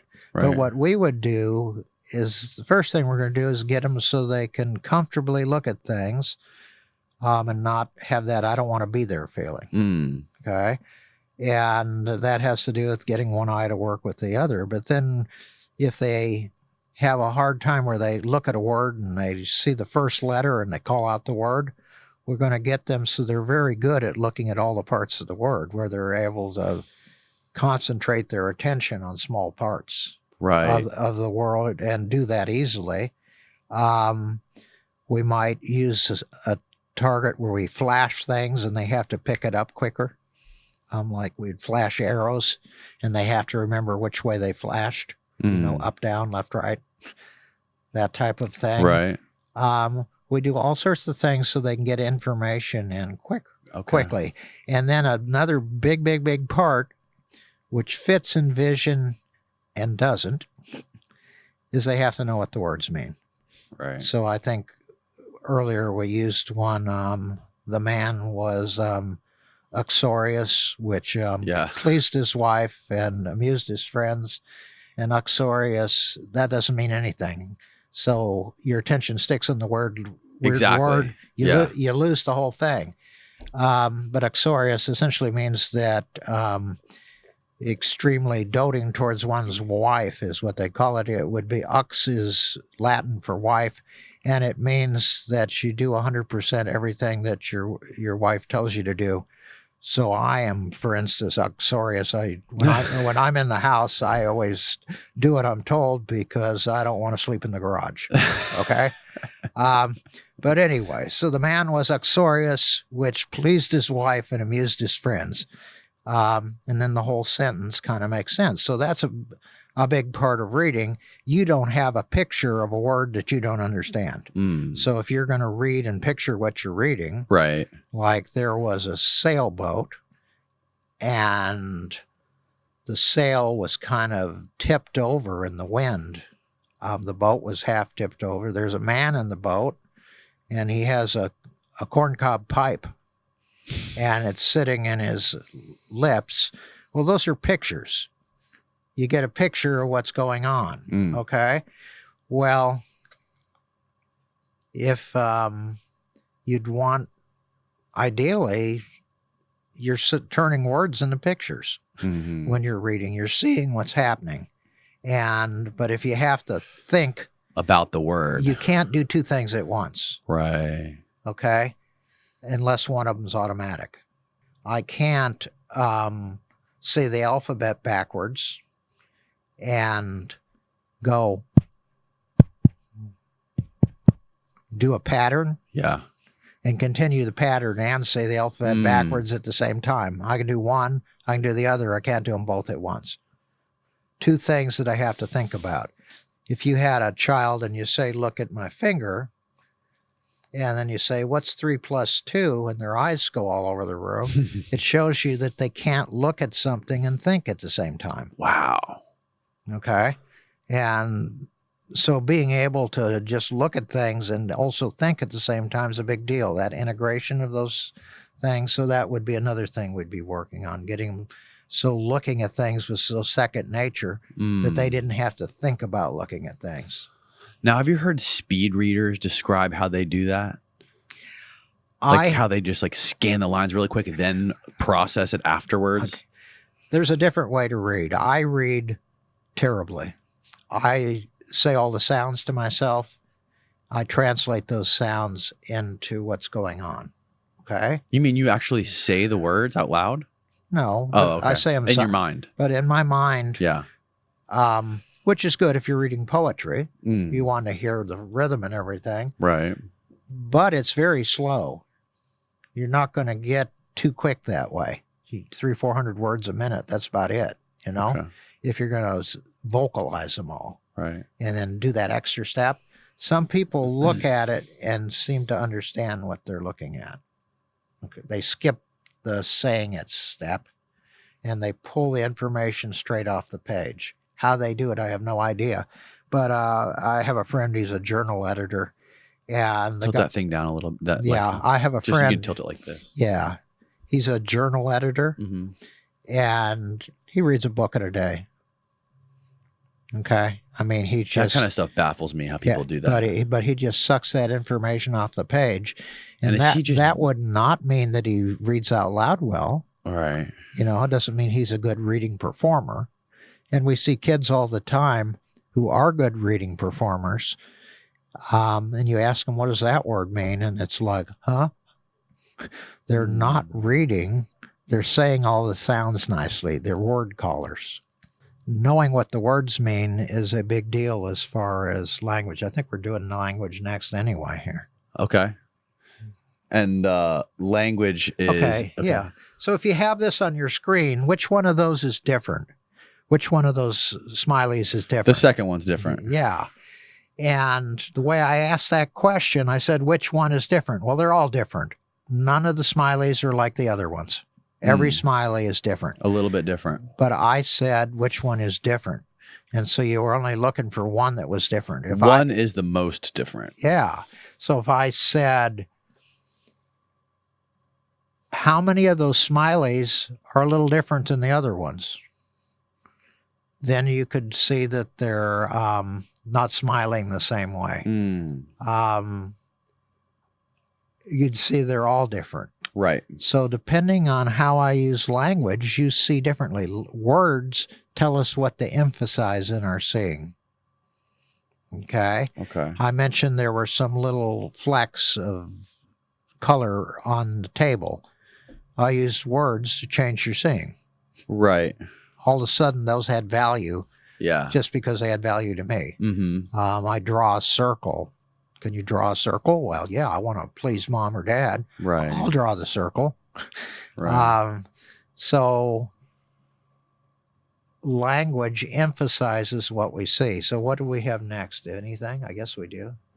Okay, so look at this blizzard. If you're seeing this in front of you here, there's this blizzard. You can see there's some bushes in there.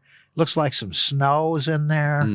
Maybe a cloud, a dark area in between the clouds. Okay.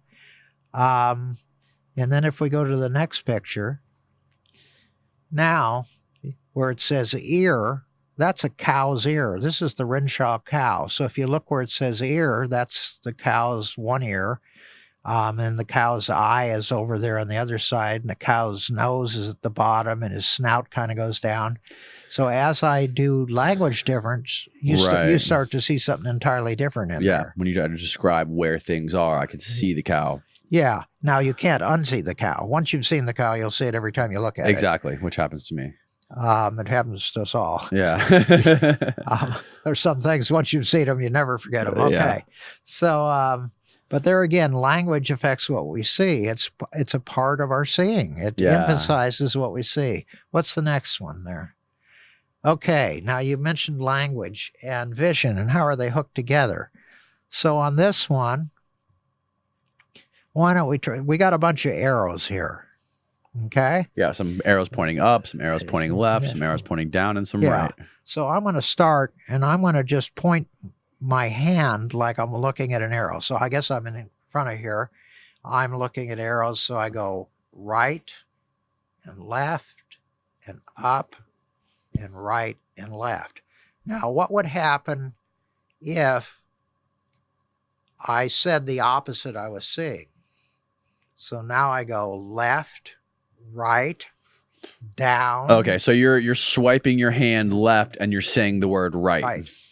If you try that, it's right, left, it's down. It's hard to do. Yeah, it is hard to do. Because words and confusing. Seeing are tightly bound together, and when you unbind them, it's hard.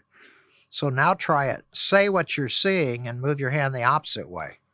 So on that first one, and move the opposite way of what I'm looking at? Yeah, you're going to say right, but you're going to move your hand left. Right. Left. Yeah.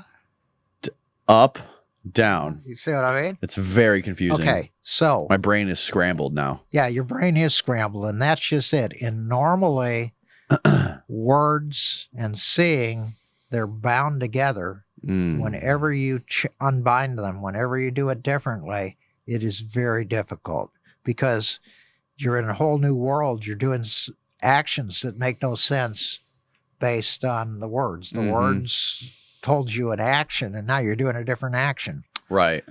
Okay.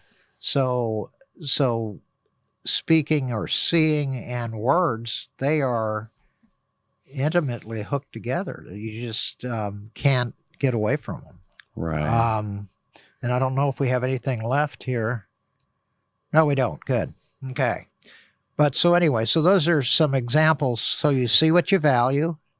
And what you value are opportunities for action. I have my liquid death here. Yes. Okay. And I'm thirsty.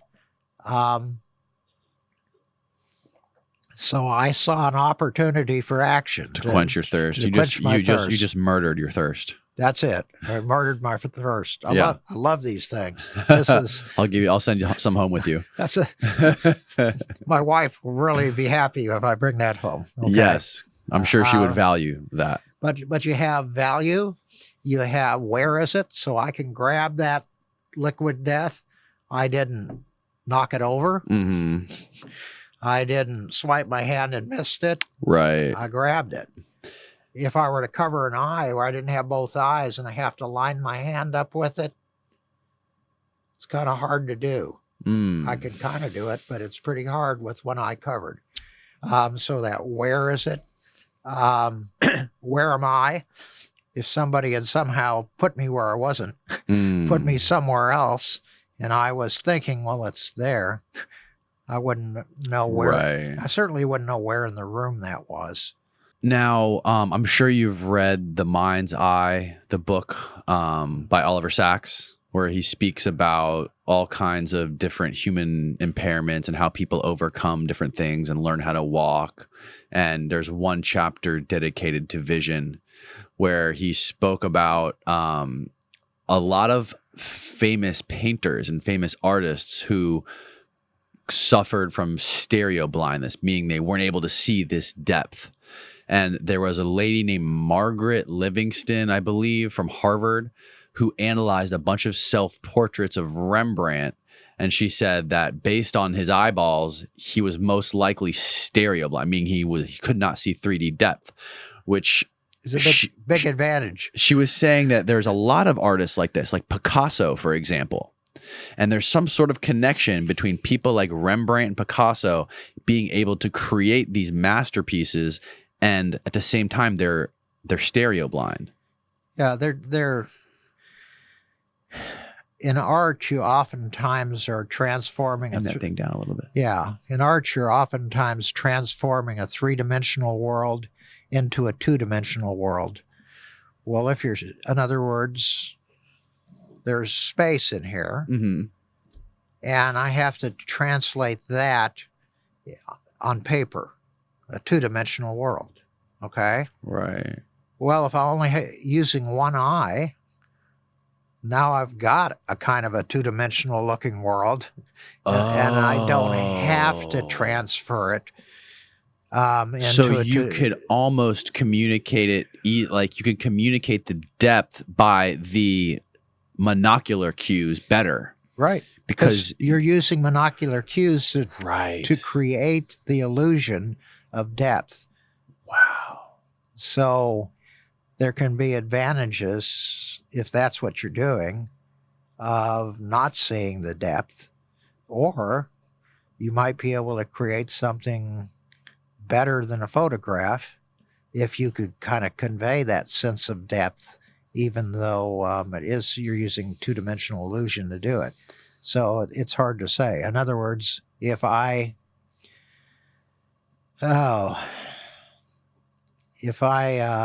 have a sense of how the world really is, what does that even mean? How the world really is? Let's say there's a handsome young lady in front of me.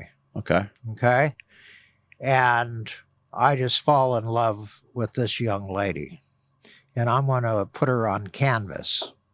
Well, if I captured that love on canvas, if I did it in a way where you loved her too when you saw her, so you looked at the canvas and you had the kind of the emotional response I had when I looked at the lady. Okay. As an artist, if I was able to capture that extra, not just the physical, but kind of the emotion of the thing, then that would be a pretty special painting. Yeah. You know, if you had like the Mona Lisa and she had this weird smile and you're sitting there thinking, wow, what's going on here? That's different. Well, there wasn't just, I don't think she probably had that weird smile. Right. I think that Da Vinci kind of created something there that wasn't an exact replica of what his eye told him. He was creating something more.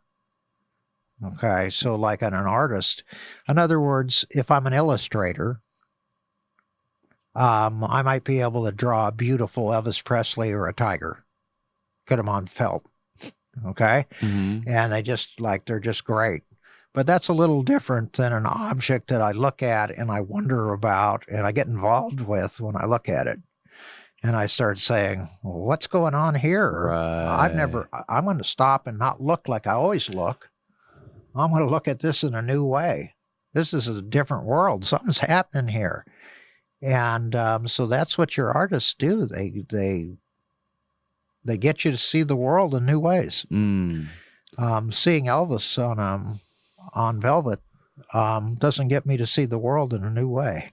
Was Da Vinci one of those was he stereo blind too? Do you know about that? I don't remember on that. Now, like some of them, like Monet, as he got older, he had cataracts, and so he had those big blurry, the big blurry canvases, the lilies or the things on the pond. Yeah. So that he was capturing a different way of seeing as it came before him, and I'm sure that it was interesting to him because he was in a new world. Right. It's very interesting too with filmmakers. Like Errol Morris is one of the famous ones, who's one of my favorite filmmakers, who has zero depth perception. I don't think he's had it since he was a child. He had very poor vision in one eye, and it's just gotten worse over time. And he has a very unique way of shooting his documentaries. He has this thing, I forget what he calls it now, but basically, you're familiar with like how a teleprompter works, right? Like it's a screen that projects, it projects in reverse the words onto a mirror that the people can see on the other end of it. So the people seeing like a reversed mirror image of the words, like scrolling. So he figured out a way to put his head inside of a teleprompter. So when he interviews people, the camera is directly in front of his face, and there's just a mirror in front of the camera reflecting up above the camera and onto his face. So that way the person is only seeing his face, not the lens of the camera, because there's a mirror in front of it.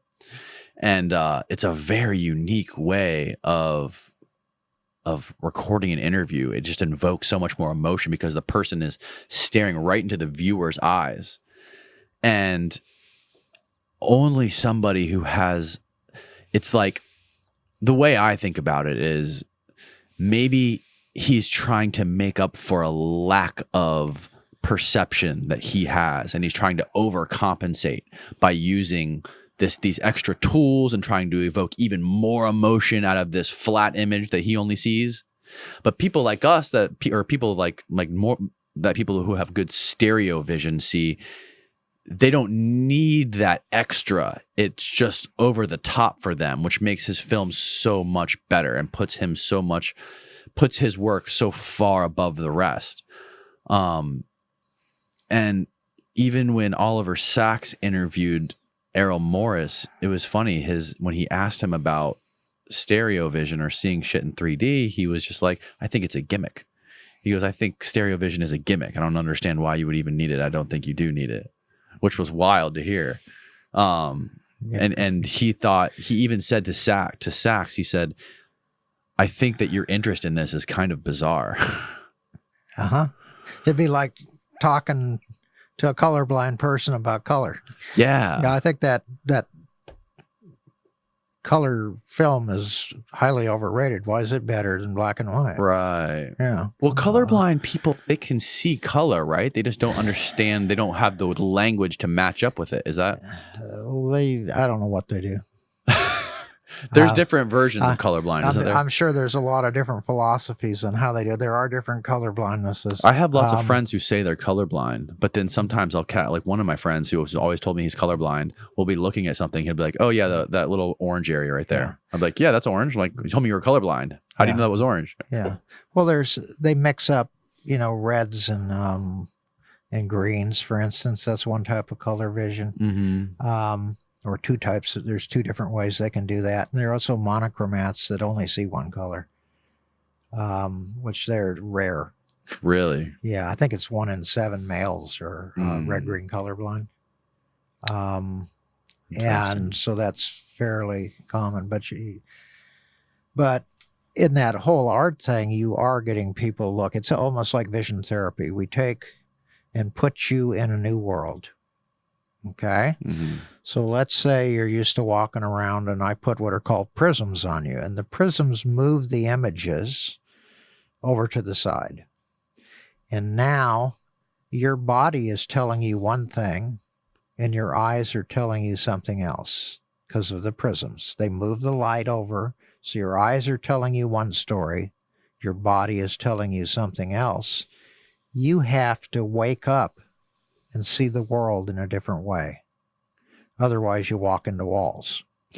Okay? Right. So it forces you to become conscious, to wake up, to start to explore, see what's going on, and then to create in this new world. Okay? And art does the same thing.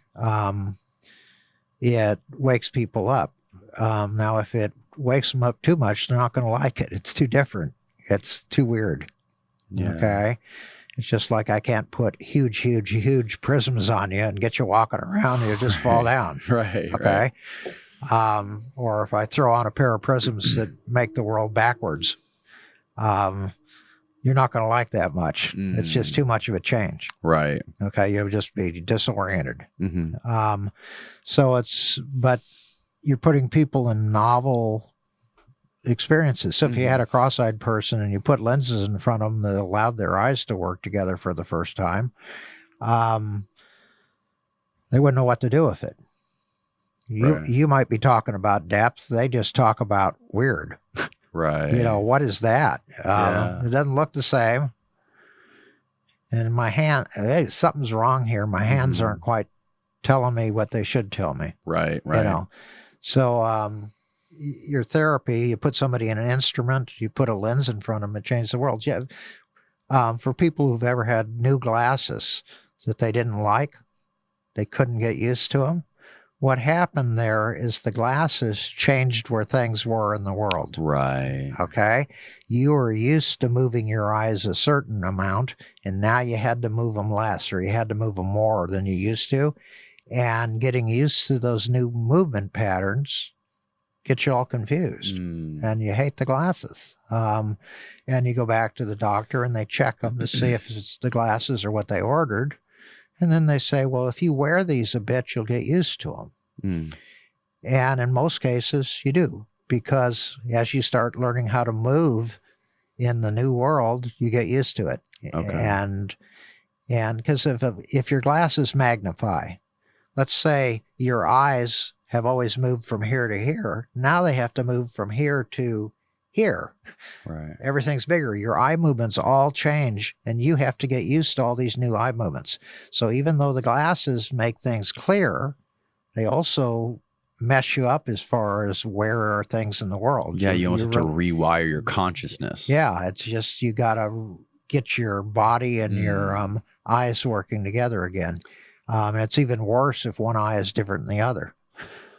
Okay, I want to kind of transition this into into what we can do to fix this thing. So for everyday people who are listening to this and want to figure out a way to improve their vision or improve their perception of the world, what are some daily things or some everyday things that people can do to expand their vision, expand their acuity? And you even you spoke about you worked with a SEAL, I believe, a Navy SEAL and a pilot to improve their vision with some rigorous, grueling therapy work where they did 5 hours a day of therapy, and they actually improved their vision from like very poor vision to 20/20 in the matter of a week.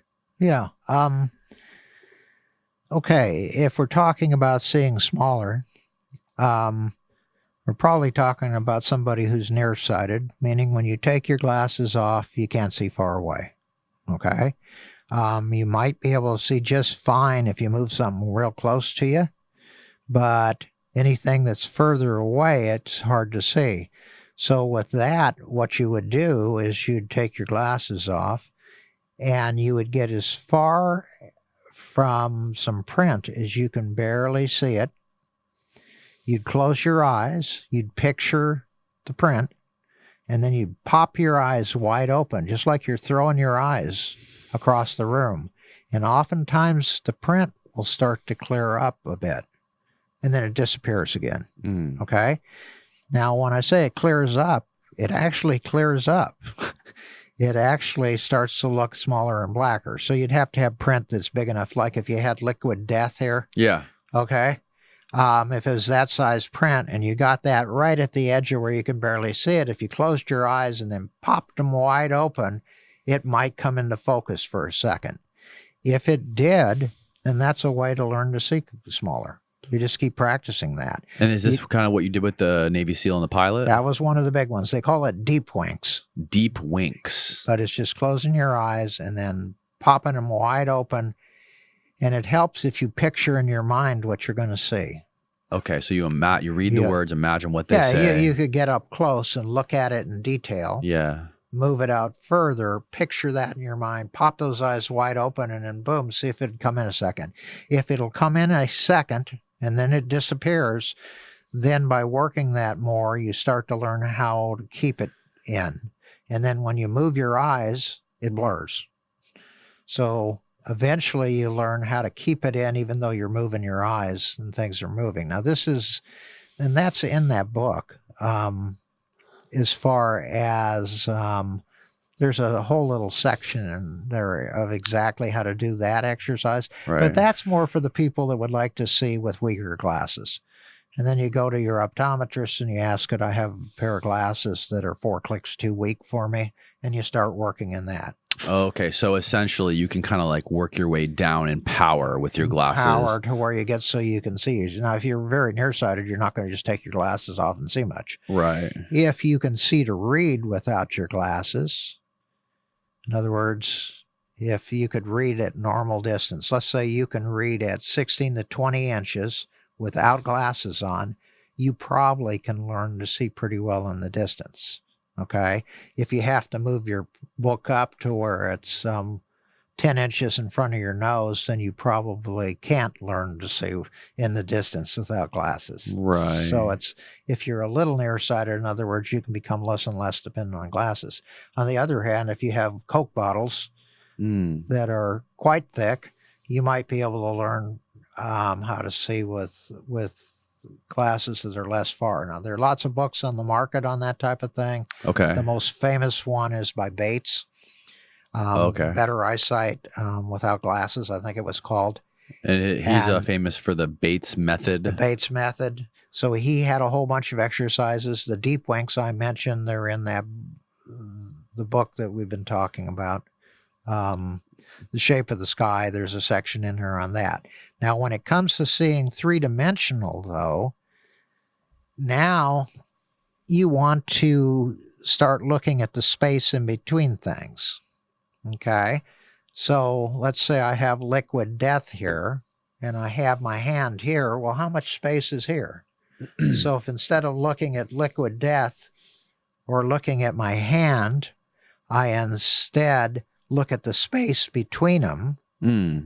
Now I'm starting to think about that. If I'm in the forest and there are 2 trees, and I start to see both at once, look at one, see the other one, then there's more space. I could look and see if I can see 3 trees at the same time.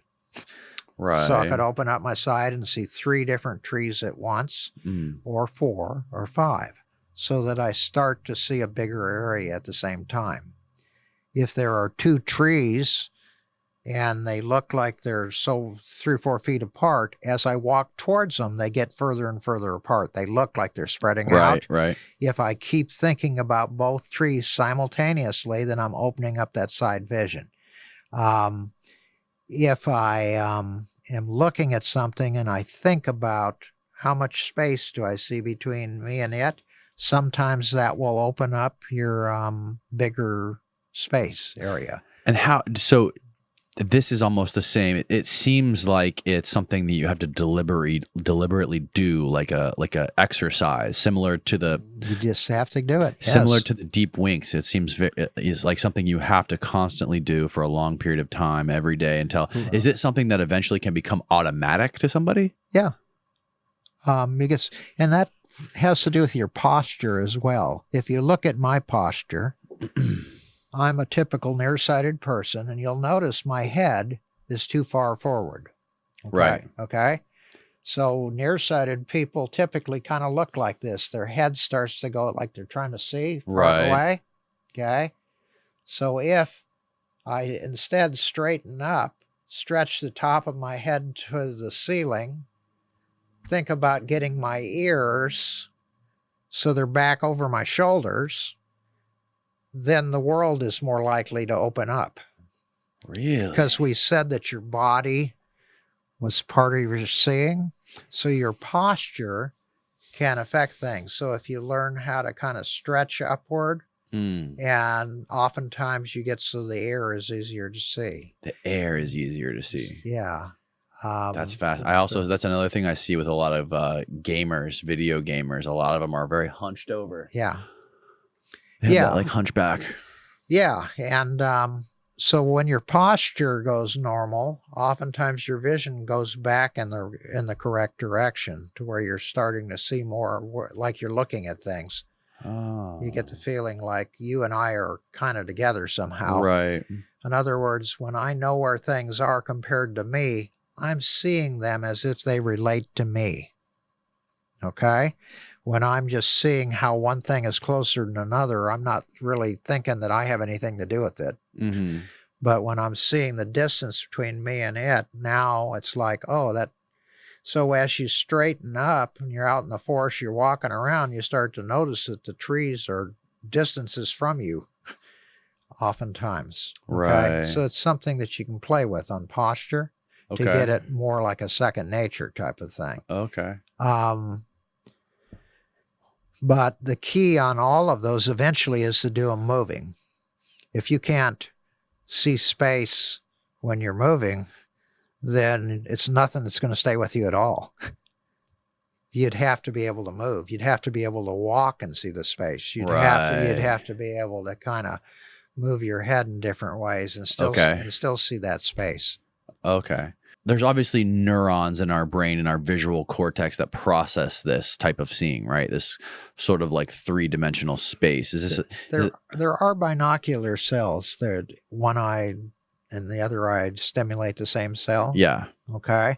And these things can potentially be in us when we're young and maybe leave us for a long time and then come back way later in life, sort of be reactivated. Seeing the big space doesn't seem to require you to use those tiny which finger is closer type cells.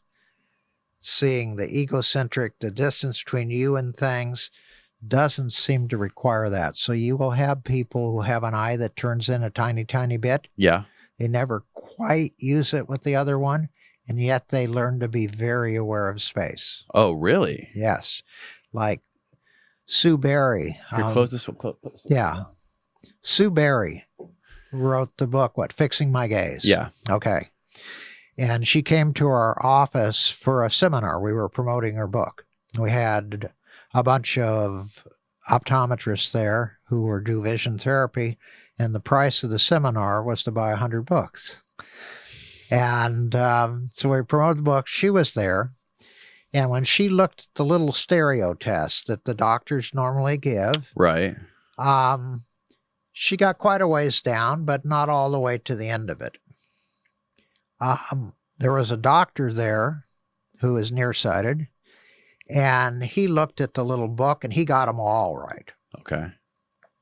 We then used a different stereo target, a big one, on the wall, and she knew exactly where it was. However, I changed it, in a movie theater when the things come out at you, like if you're at Disney World and the bug comes out in your face.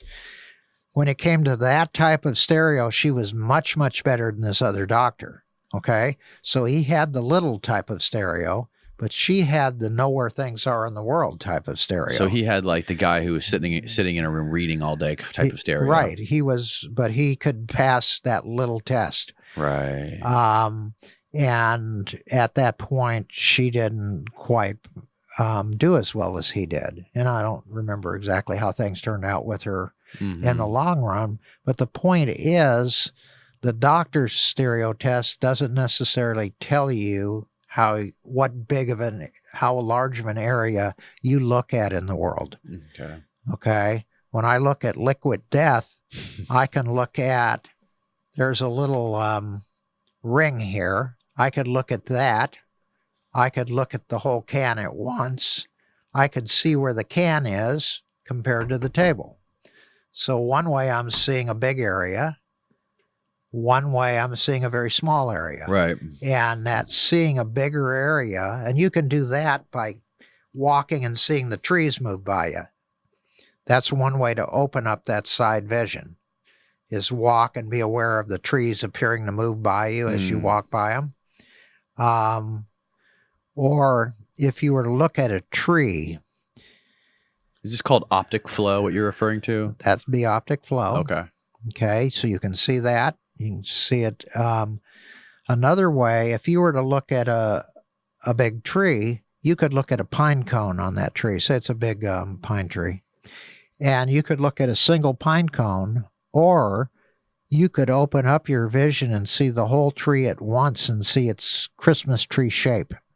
Okay? So one way you're seeing the whole big rectangular shape all at once. The other way you're looking at a single pine cone.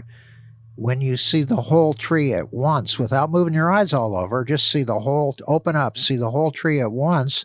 All at once, there's more air between the branches, where you get this more three-dimensional type of tree. Yes. So it's the size of the area you select to see that kind of dictates how much space there is. Okay? Right. If you did it sequentially, like when we were reading earlier and we read one, we said, is this whole thing clear? And you look at it a piece at a time, you say it's clear, and then we didn't let you move your eyes. Right. And now it was all blurry.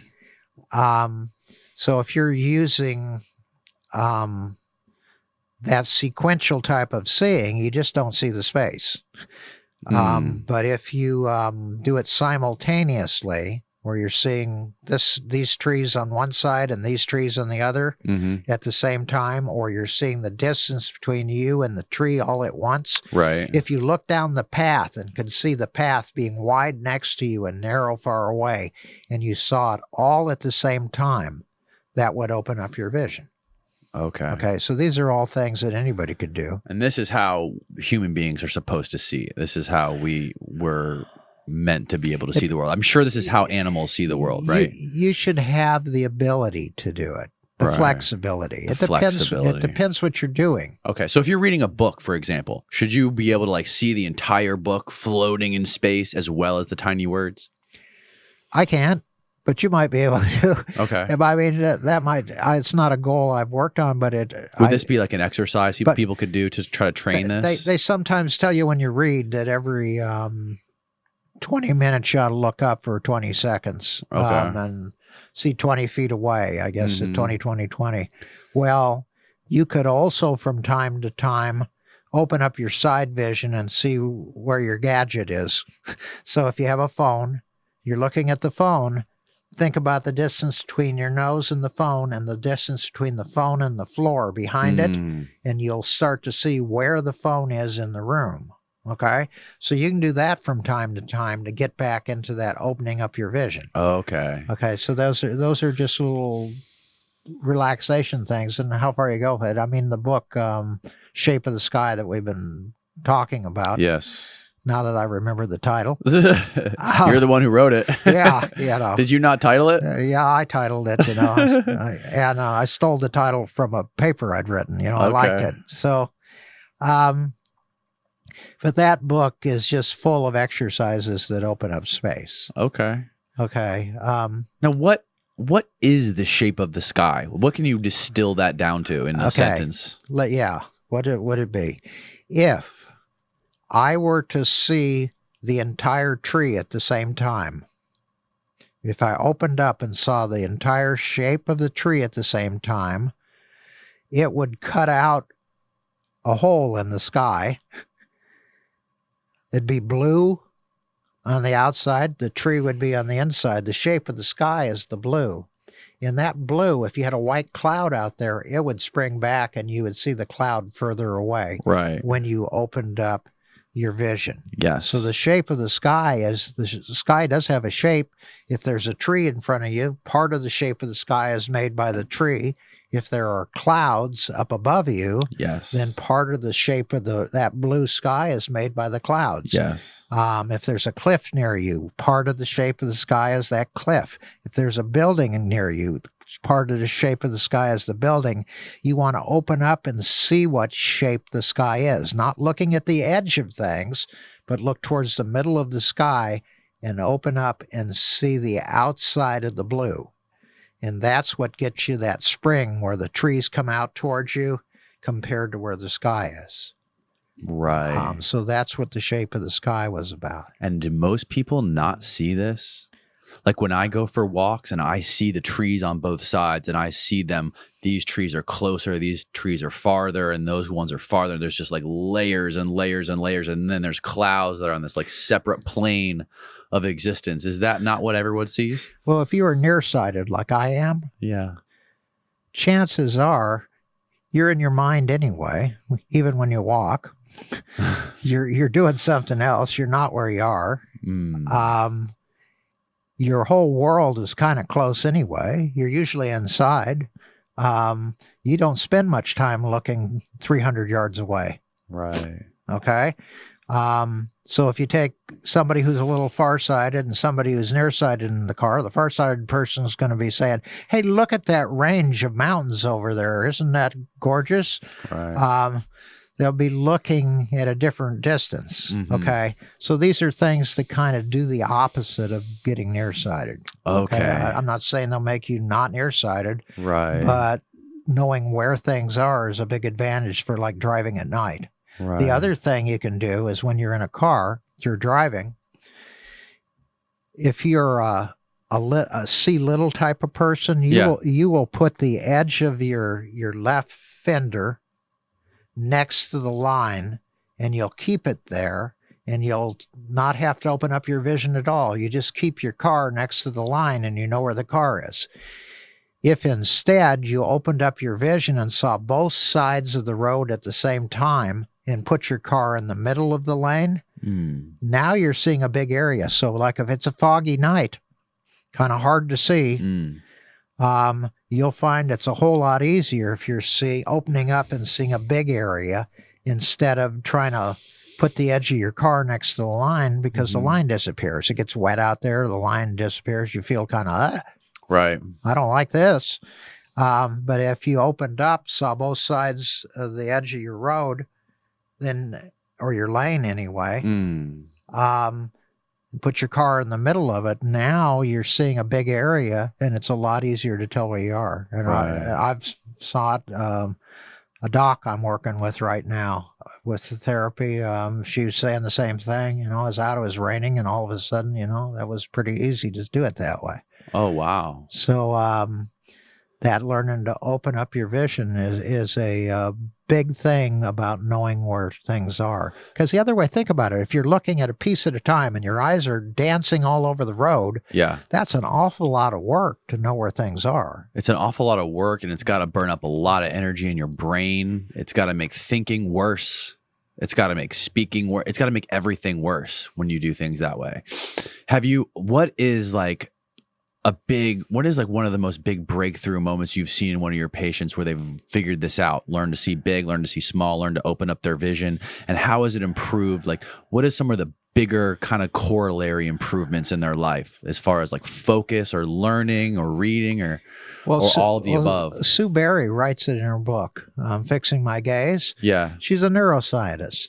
Okay. And before her therapy, to get her eyes to work together, she was had 3 surgeries for crossed eyes when she was a little girl, under the age of 7, and her eyes looked good. Angle that thing down like this, like point it downwards a little bit, like a little bit more. Perfect. Yeah. So Sue had learned how to have her eyes. They look real good. But her world was kind of jittery looking. It wasn't solid. And she's like 48 and she doesn't like the way she's seeing. She's been told that she's too old to ever have depth perception. And she goes in past the critical period. Yeah, that's that misrepresentation of the critical period. Misrepresentation, right. It's not when you can be helped. It's when you can get worse. Exactly. Okay. And so she worked and she got depth perception where she's seeing the steering wheel pop out at her compared to the background. She started to see. What she did is she started to process bigger areas. And in her work, she also noticed that her thinking changed. She started seeing the big picture on things. She started seeing the different viewpoints. She could step back and see it all at once rather than just zeroing in on details. I know one of my professors, I read his books on Shakespeare, and they're all very, very, very detail-oriented. He digs into the details. You can see him talking about this detail, this detail, this detail. Another author will give you an overview of the period and start telling you how the details fit into that overview.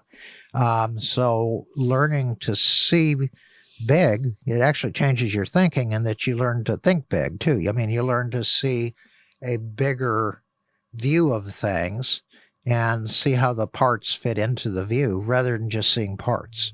Oh, wow. And so that in print, that was like amazing when I had seen that. But I mean, oftentimes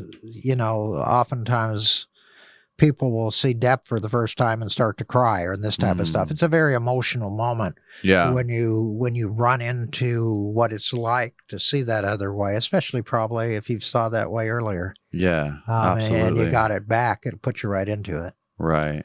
Well, let me grab your book. Make sure we can show it. Oh, good. Show everyone your book so they can and tell them where they can find it. The Shape of the Sky. Oh, this is available through the Optometric Extension Program Foundation. Pull a little bit back towards your face because it won't be in focus up there. There you go. Perfect. It's the OEPF, the Optometric Extension Program Foundation. They sell the book. If you get the book, you also want to go to my website, which is cookvisiontherapy.com. Okay. And on there, I have all the diagrams that are in this book. And they're all digital, and you have red blue glasses that come with the book. There are 3D targets in it, and on our website, those targets are much, much brighter and easier to see than they are in the book themselves. Okay. Perfect. And I'll make sure I link. To that book where people can find it online below, as well as to a link to the PDF where they can find some of those different things that people can do to use to improve their vision, improve their perception, small, big, all of it. Great. I really appreciate you coming here and doing this, man. It's been fun. It really means a lot.